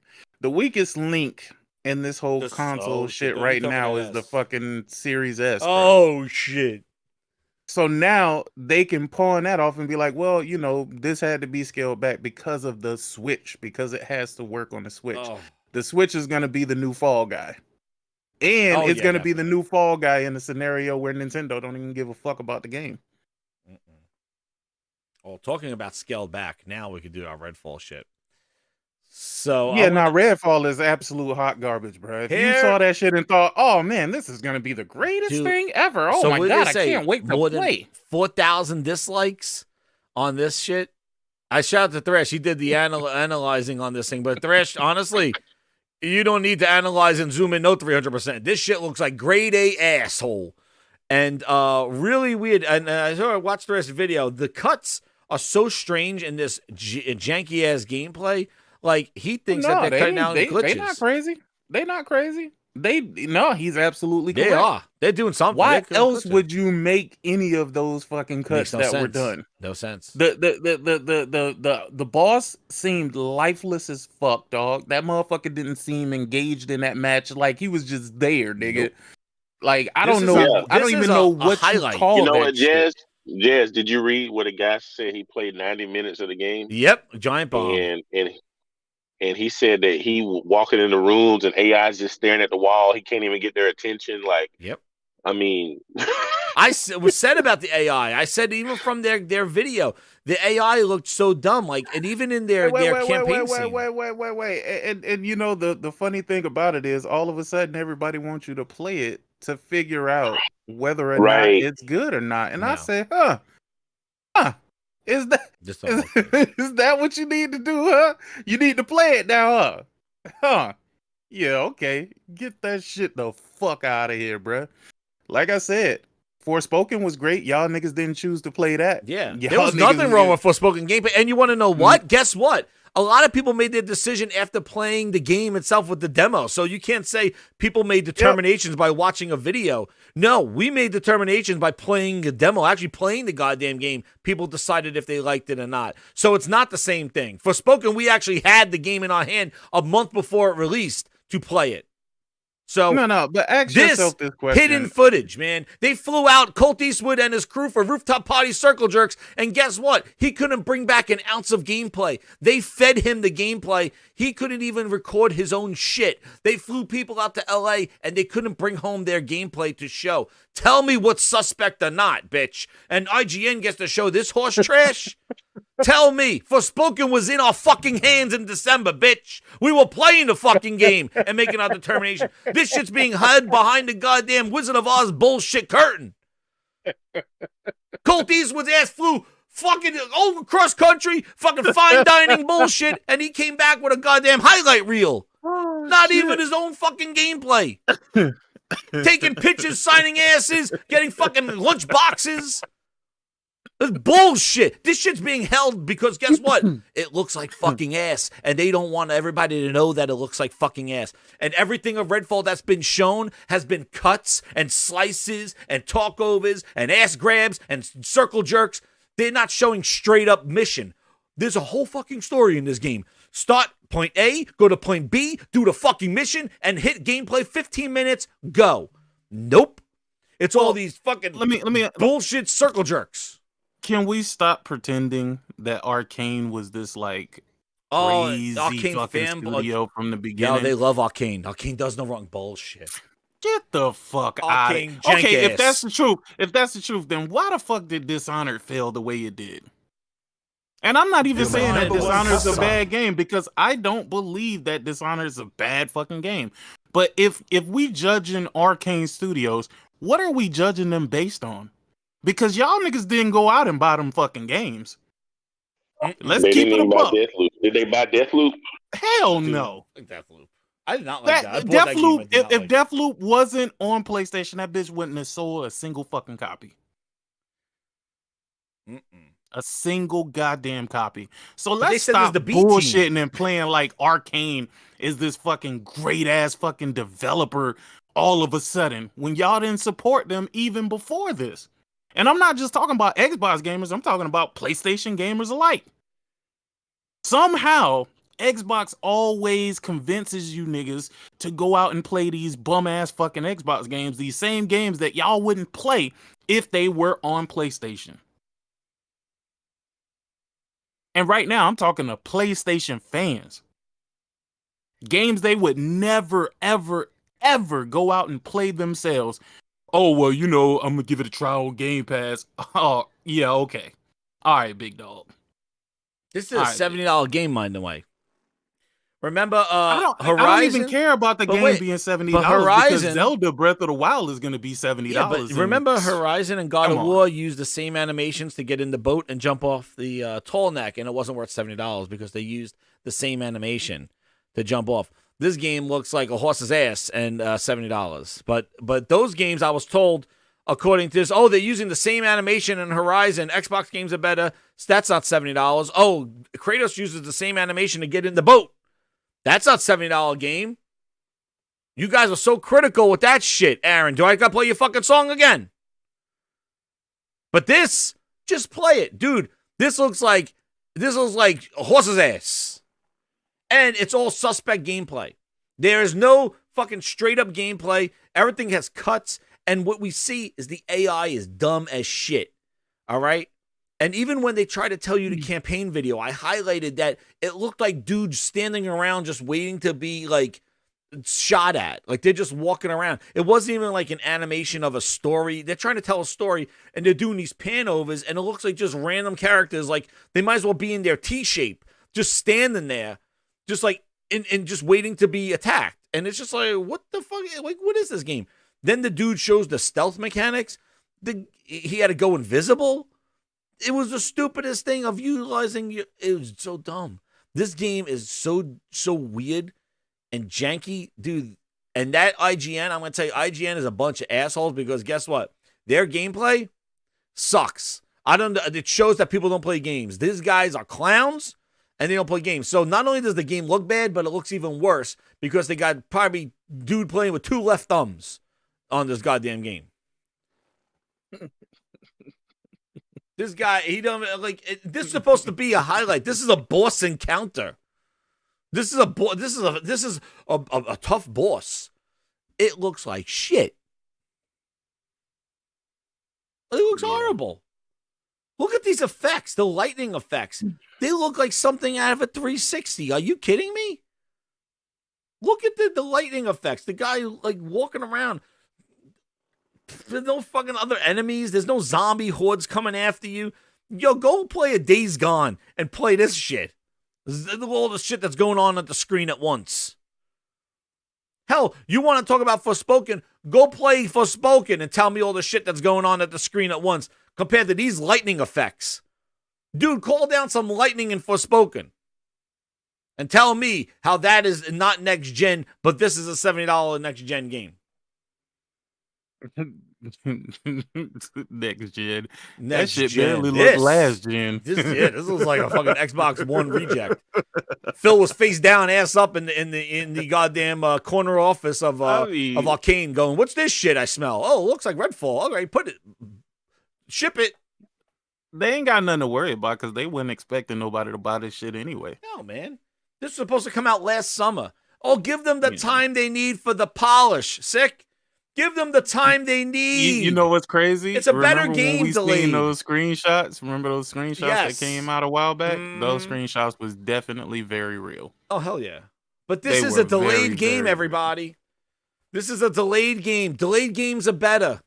This was supposed to come out last summer. Give them the quality. This is what I had. This is the problem that you guys never learn about, is that when a game is delayed, that shit better look a lot better that it's delayed. This game is delayed over a year. It looks like this. What the fuck did it look like last year? I don't know, man. That's crazy. This is a boss fight. This is a Rook. One of the bosses that come calling down after you just killed a bunch of minion people walking around looking at a wall. This guy gets called down with his incredible lightning effects and scares the shit out of you, supposedly. Link was so ready for this game. Link was like, man, oh shit, Link. I can't wait for it to come out. This game look like it's gonna be cool, man.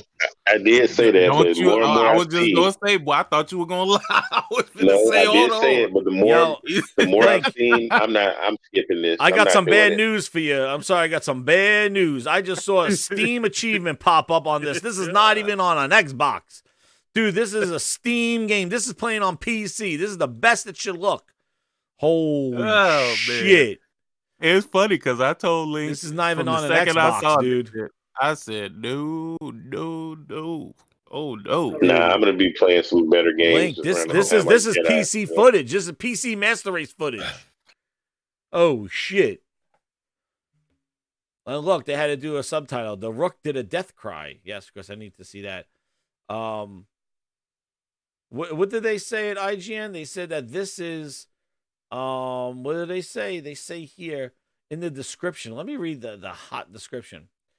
First look at one of Redfall's tougher vampire enemy variants, the Rook. Summoned in a barrage of red lightning, Redfall's Rook is sure to give you and your team a tough time, though your efforts will be generously rewarded with some sweet, sweet loot. And they're gearing up for the bullshit already. I see. This is one of their tougher bosses. They gearing up for the bullshit. They are gearing up for the bullshit. No, you want to know sweet loot, dude? Yeah, that was sweet loot. Oh, but no microtransactions. Yeah. So this is that horrible gameplay here. The lighting effects, the AI looks dumb as shit. He looks like a bullet sponge because this is what the game's about. They try to mislead you with the whole no microtransactions. Oh, we're customer friendly, everybody. No microtransactions, no store yet. But what they are doing is giving you heroes to level up, which is in the battle pass for $100 for this game. $100.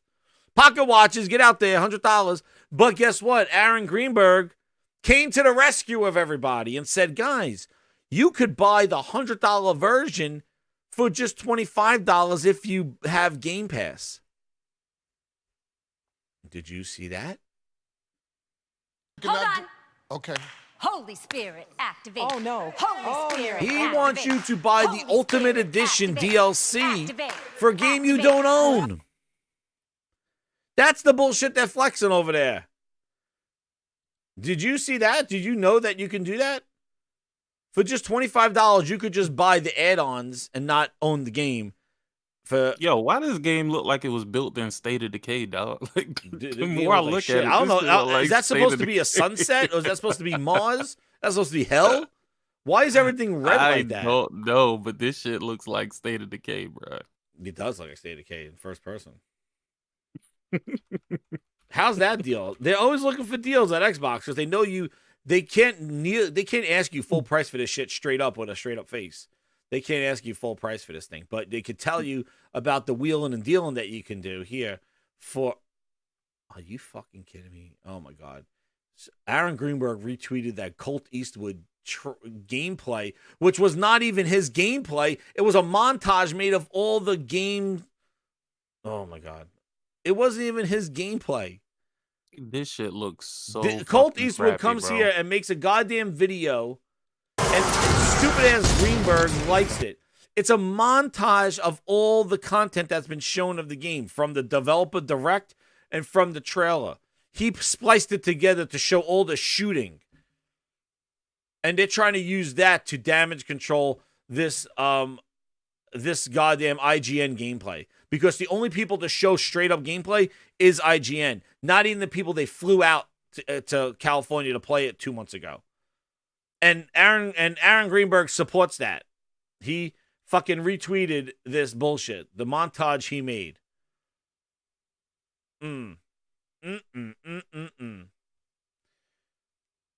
This is what they do. They feed into the bullshit. Yeah, man. I'm not paying $70 for that, man. Superfan basically spliced a bunch of content already there to try to counteract the damage, to counter the damage that this Redfall gameplay has done. That probably Greenberg's marketing team signed with IGN to basically have them show gameplay. And he's out here retweeting Colt Eastwood's montage of bullshit gameplay we've seen already, which wasn't that impressive to begin with. Listen, I could make my shits look like a fucking episode if I did if I made a cut of a like be going like you can make anything look great if you want to cut just like 2 and 3 seconds. That's the problem. The problem is all cuts and swipes and ass grabs. It's all this shit. But that's not how you play the game. You're gonna have to sit there and slog through this red, boring ass world to get to a lighthouse, to get a light bulb, to plug in the fucking light bulb, and cash in the mission to level up your character. There's not going to be no Colt Eastwood / fucking montage for that shit. You're going to have to slug through this goddamn boring-ass world. So stop living in fantasy world. That is not an excuse. That is not a savior to the game that, oh, let me cut a bunch of shooting pieces together and show that this game is great. That's how you play your games? That shows me people that don't play games and just want to look at montage videos. And you're good with you're good with goddamn fucking Premiere than goddamn gaming. Like, come on. That's some bullshit. And that's what these executives do. They fucking retweet that bullshit. Oh, that keeps them on watch. But that wasn't even what the shit I was going to go in there for. On top of that, Greenberg does his dealing. Where is the deal?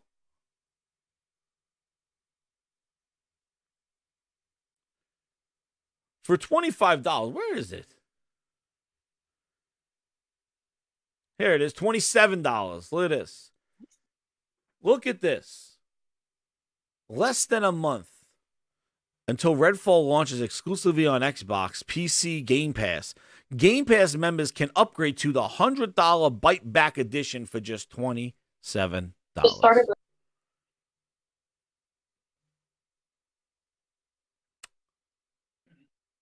So basically, you're buying the Bite Back Edition without owning the base game. So when you stop paying for Game Pass, you could bite your ass because you don't get that game anymore. How's that? You could keep the fucking exclusive, Aaron. You're talking a little too much. I think we gotta play your song. Sign me, please. I will bend over and touch. Reality Ladies check. Tell me it's better when we all play and make exclusive games and like. To my face, thank you, Phil. I waited for Halo, and all you gave me was bootleg Joe. Oh, now we sit and wait for content. Thumbs up. They're already slashing prices. They're already trying to finesse money out of you, knowing that they can't ask straight up $100 for that. That was on PC as well, man. But that gameplay, that gameplay here. And I'm sure a bunch of people came to try to like it. Dude, it doesn't look good. And and I'm going to tell you one thing, too. The gameplay from IGN, the guy sucks, too. Like, it doesn't make the game look any better, like, on this thing. But, like, look at that. The dude's like, look how he turns. Look at that animation. Oh, my God. Dude, this is hard. This is like, look at this shit. Like, look at this. He's standing there. He gets shot. Watch how he turns around. Like, this shit comes out, and they keep saying in a month. Look at this. Look how this guy, like, he just, like, turns. He doesn't even, like, animate. Look how he turns. Look at this. It looks like he's standing, and he just, like, rotates on the X-axis. He's like, okay. Look at he's turning.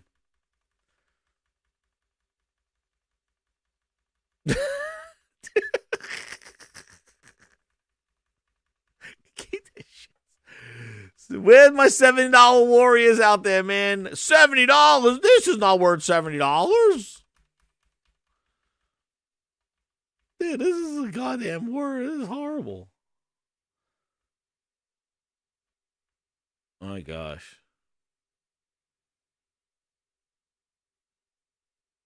What the hell is that? He just like teleported in there.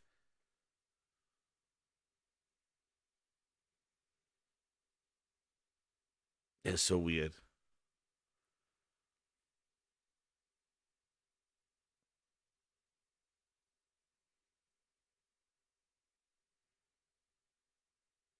I don't know why they're fighting him in the house too. Bullet sponge. And the reason why I bring up the $70 and shit is because it was such a thing last year. Like I said, they were criticizing Horizon. Don't buy Horizon because it's $70 because she uses the same animation to jump off the tall neck. Same thing with God of War. The same clowns that are saying, just play this game, just enjoy this game, are the same ones that are saying that they're fine with this shit. This is what you've been waiting for. You know, Redfall, Starfield, Redfall, Starfield, Redfall, Starfield. Here it is, guys. Nobody's banging on doors to play this game. You think this game is going to make Game Pass great? No, it's not. It's going to make Game Pass the excuse of why you're going to play the game. That's what you want? That's how you want Xbox to succeed? By putting games in there that you wouldn't buy for $70 because they look like shit? That makes Game Pass great? No, what makes Game Pass great is when you take high-quality games and put them in Game Pass and go, holy shit, I can't believe I'm playing this for a cheap dollar. Right? That's what makes Game Pass appealing. But by putting games that are like this and the sus gameplay that's cut and you don't let people play gameplay, how the fuck do you fly people out to go play this game and not let them game capture anything to share on their channel? Instead, they have to, like that makes so, like, you're not capturing any gameplay, but you gave them a sizzle reel to share. And this is the gameplay exclusively from IGN you had. Like, look at the animation frames of this dude running. Look at this. Look at this stuff. This is not even an exciting boss battle. Look at the animation of this guy running. When he throws that javelin thing. Look at the frame rate of him running. Ready? Watch this Rook. When he finds his new guy, Focus Play 1, right? Watch this and watch him run behind this house. Watch how, like, I don't know if it's lag. I don't know what the hell it is. Watch this. It's like some janky-ass frame. Oh, he's just swiping. Nah, dude, this is not good. The cat bullshit. Get the fuck out of here. Because, listen, if you think this looks good, you think this looks good, I don't want to see a goddamn single word from you guys with any other game. And if I see you peeking your heads out with fucking Spider-Man, I will kick you out of the chat. I will fucking mute your ass because I know you're a fake bastard. Because I remember when Spider-Man 1 came out, people were talking about puddles, bitch. Puddles. When Spider-Man came out, puddles. The reflections in the puddles. Motherfuckers had a goddamn monocle zooming in. This is the bullshit that pisses me off. Animations in Horizon. Jumping off the tall neck. Your monocles come out. But when this whole ass game is shown to you, it looks fine. And Forspoken looks light years ahead of this. So I wouldn't even bring it in the same conversation. I'll shoot one goddamn lightning bolt in Forspoken. It'll fry your ass compared to these red things that are coming in out there. But I better not see anybody's ass talk one bit about puddles. Puddlegate. You had the balls for Xbox dudes making videos about puddles. But saying this shit looks fine. Dude, Spider-Man's puddles in the original Spider-Man on the PS4 looks better than this shit. This is what I mean. Aaron Greenberg says you could buy it for the low cost of $27. He knows this shit sucks. Cringe dialogue. Get it off me. There's a Rook. Look at the fucking dialogue in this game. Tell him the cringe dialogue. Get the hell out of here. But I want to see anybody clown talking about Spider-Man 2 puddles, Spider-Man 2. You have no right to speak, okay? Because this is your standard.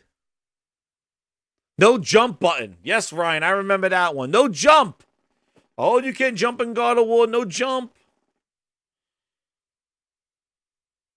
I remember Death Stranding. It was the mailman simulator. The mailman simulator. Package the mailman simulator.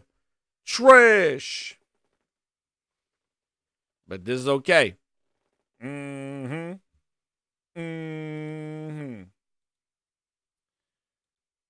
Please. The gameplay sucks. I'm going to give you that. IGN did not make this game look fun at all. Okay? But This game needed a lot. This needed some grade A gameplay to make this shit look good. Because right now, that gameplay and this game are not a match made in heaven. They look bad. And next up is Starfield. So, again, when Microsoft comes out and talks about when we all play, we all win, Phil Spencer comes out, grab ass and kissing babies and hugging grandmas, it's all good. But whenever Microsoft has to show gameplay, the shit that we never saw for Perfect Dark, the shit we never saw for Fable, the stuff we never saw for Avowed, for State of K3, all that stuff. The fact that we didn't see gameplay for any of that stuff, every time we see gameplay, it's always ugh. And this is not only just gameplay, this is delayed gameplay. When you say, well, but Sony delays games, yeah. When Last of Us 2 gets delayed, you go, oh shit, that game looks great. When Horizon Forbidden West got delayed, oh shit, that looked great. When GT 7 got delayed, oh shit, that looked great. When Ratchet and Clank got delayed, you saw gameplay, oh wow, it looked great when it came out. This is delayed over a year. Why is it still being hidden? And why is this game still look like AI took a shit? And you're going to be looting and grinded and looting and grinded. And the only way that looting and grinded works is if the gameplay hits. Here's your gameplay. You ready to grind? Not from the looks of it. And to close out this whole thing, I said he'll be here. Yeah, it's fire. And I love how these guys that got to go play it say, oh, no, the game's great. The game's great. I played it. The game's great. Where's your gameplay? Where's your reaction? Where's your write-up? Nothing. You were paid to say it was great. Where's your write-up? Where's your gameplay? Where's your reaction? Where's your teamwork? Where's your user? Like, where is all that stuff that you got to play? You flew you out there, all expenses paid. You think you'll come back with something that just like, trust me, dude. Very interesting. You come back with a trust me, dude. Giant Bomb came out and said,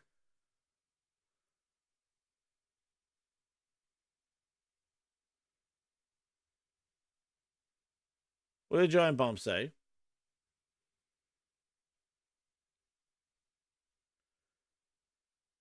Giant Bomb says that what did they say about the guns?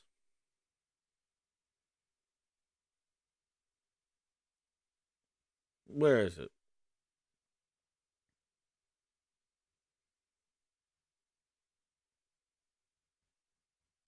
This concerns. This game is not great. And that gameplay sucks.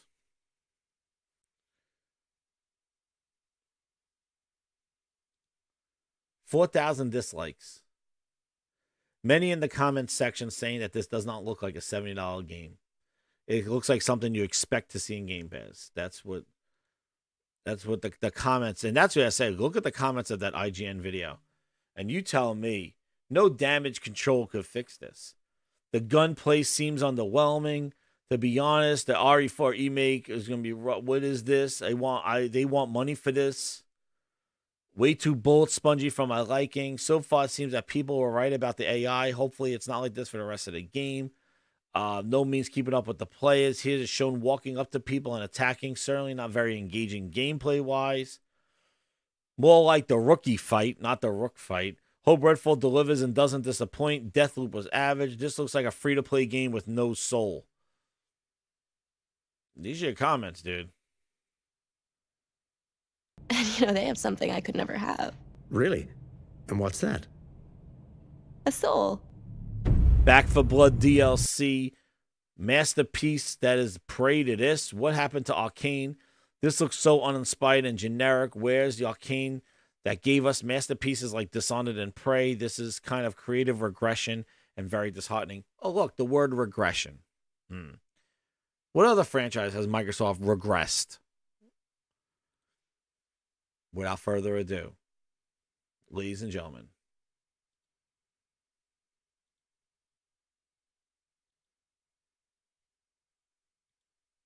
Mr. Yes, Chief.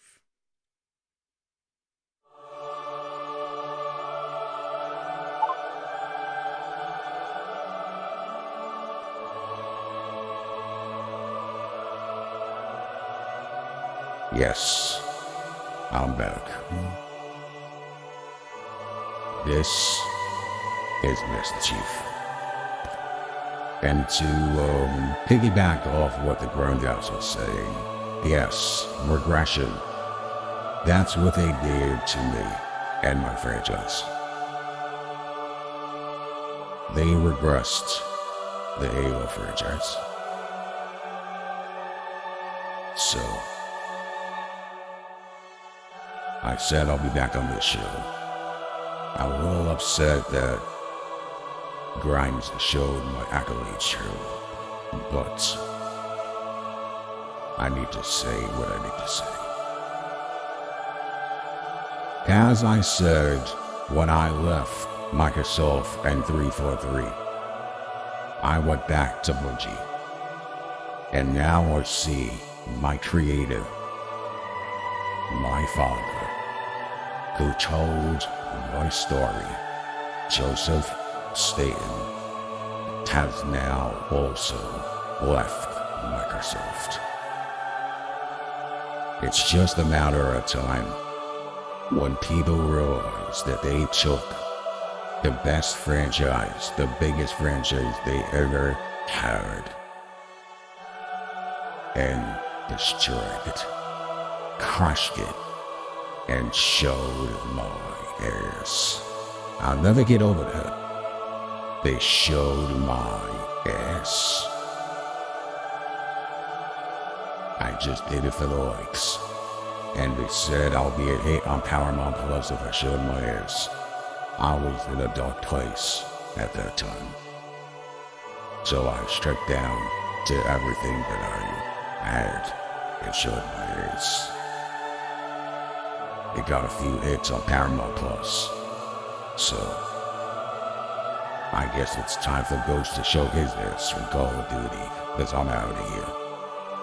And I took Joseph Staten with me, the father of Halo, my father, the creator of the Spock story and of John 117. And I'm glad he left that trash-ass company, because they don't have a soul. They don't know what gaming and storytelling is. They like to tell stories with their lawyers and not with their characters. So, you can cheap bootleg Joel, you can cheap bootleg Cortana, and you can keep the bootleg Studio 343. Because my story will never be finished at that company. And with Joseph Staten gone, you will never find out what happened to Master Chief in the world. So play your battle passes, your seasonality, your season 3. But you're not gonna get me, Master Chief. Because my story deserves a better writer. Someone with heart and soul and care.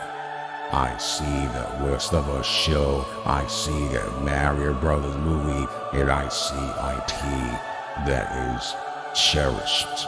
IP that is celebrated.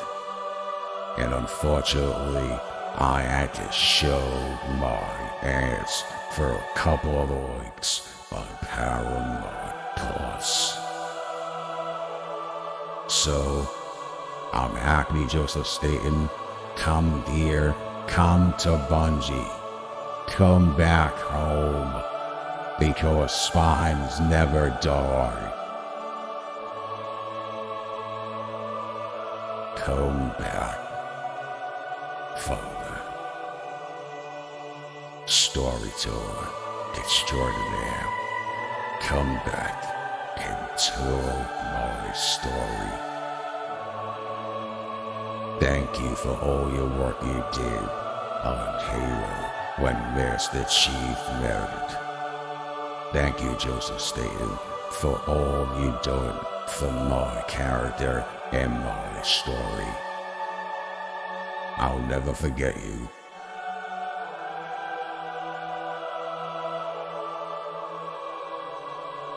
And now you have a chance to come back to Bungie, back to the family that cares about me, Master Chief. So grinders, thank you again, and I want to thank Joseph Staten for my story. Chief out.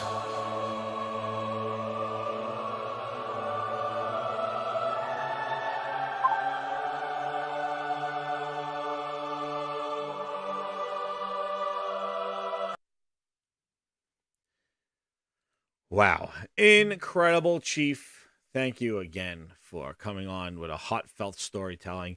And he's happy for Joseph Staten. And he hopes Joseph Staten finds his way back to Bungie and getting at it at Microsoft. Roll out. That's right. And, you know, there one last, I was just going over here the 3 hour. There was one last that thing that I thought needed to have some clarification here. And I think for those that stuck around to the end of the show, you deserve to hear from him. Because a lot of people are saying that he's crying and kicking up dirt. And I think he needs to say something here. So for those that stayed, you're going to get the bonus interview right here. Because I think he needs to come on and say a few words. Because I think there's a little misunderstanding going on out there.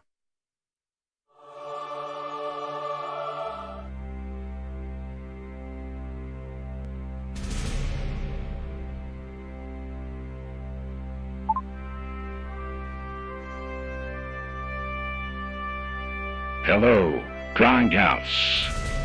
This is Gordon Ramsay, Jim Seam, and Private Ryan, and I'm here to explain what's going on in this Activision deal. You know, I see all those tweets and those YouTubers bleeding green telling that I'm trying Jim Ryan. Well. But I'm here to save you, the gamer, from the bad quality of Microsoft. You know, when I said that Call of Duty will degrade and now will hurt our business, I was goddamn right. Because, did you see Redfall? Did you see Halo? You see them destroy franchises, and Call of Duty makes me money. And I should not have a problem with that. They will destroy Call of Duty. They will destroy the game that you love. Because they don't know quality. They do not know how to run studios like me and Quality Herman Elst. So I'm here to save you. Don't say that I'm crying. I'm here trying to save the quality of a franchise.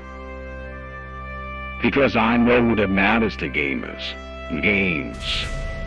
Not executives. Not tweets. Not getting thrown out for a rooftop party. You want quality. We asked for more money for our games.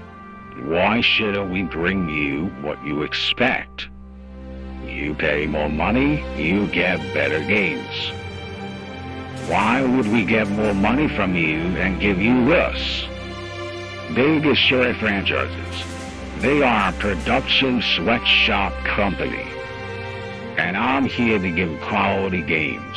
I see what Nintendo does, and I want to do what we do and bring quality content to our platform, the PS5.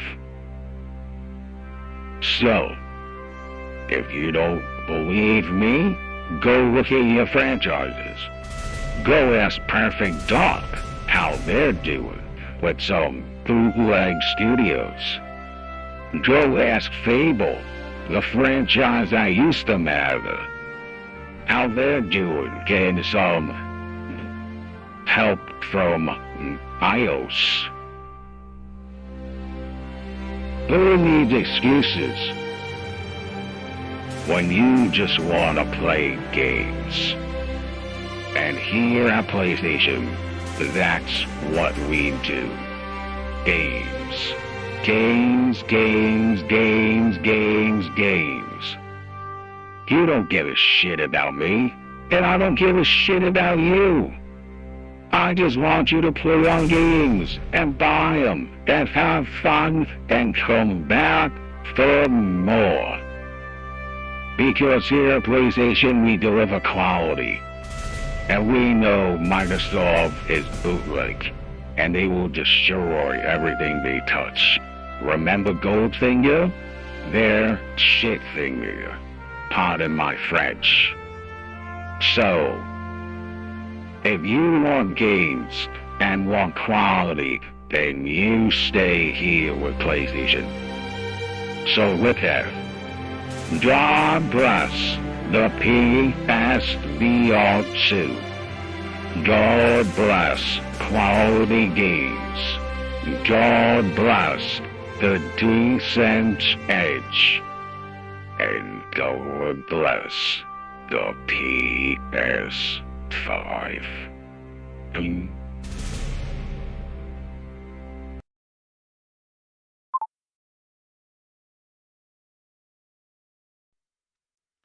Those are some powerful words from Jim Gordon Ramsay Ryan. Whew. He was pissed. Seeing all those people saying that he's crying. He's just trying to save our games, dude. He does speak French. He speaks 5 different languages, Jim Gordon Ramsay Ryan. So, shout out to everybody that stayed. After, yes, we need to conclude that with a quality flute. No, that's a flute. We don't want that. We want the quality flute from a Jim Gordon Ramsay. And with that, grinders, we have finished another amazing episode of the Gaming Grindhouse. Shout out to Link. Shout out to Ghost in the Garage and Ghost in the Shell. And then shout out to Sick Humor for jumping on the show. I know that it got late. And hey, man, that's what you do in the Grindhouse. Rotating doors. Come on in. Come on out. But Jim Gordon Ramsay, Saving Private Ryan Jim, is there. Where's the lamb sauce? And he just went in there and said, It's raw, Melissa. Yes, chef. It's raw. Come on. Yes, chef. That's right. So shout out to everybody. Hit that like button. Share it out. Gaming Grindhouse coming straight at you. Another episode in the books. Hope everybody enjoyed it. Thank you again.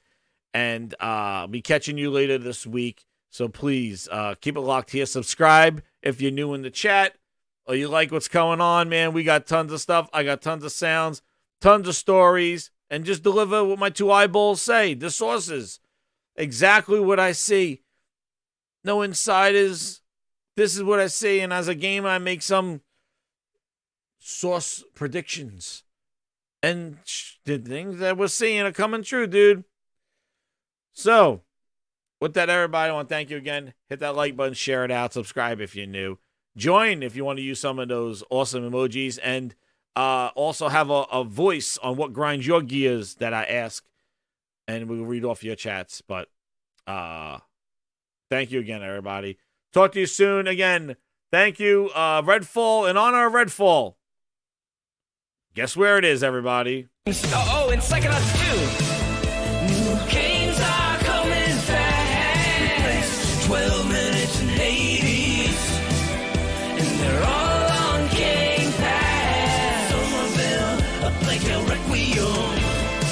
So play first and watch it play last. Smash to ground, Truman Doom. 'Cause they're all on Game Pass. Among Us, The Ascent, and more. Hold on. Okay. Holy Spirit, activate. Oh, no. Holy Oh, no. Spirit, Oh, no. activate. Holy Spirit, activate. Activate. Activate. Means when I think about Xbox, I'm going to think about quality games. We have work to do there. We haven't done our best work over the last few years with our first-party output. I've That's said always that that's always been a hit on the company on that. Whatever I hear some criticism. Yeah, Not I don't know the- if I'd say always. Like I think we've gone through Not times to where we've throw done mud.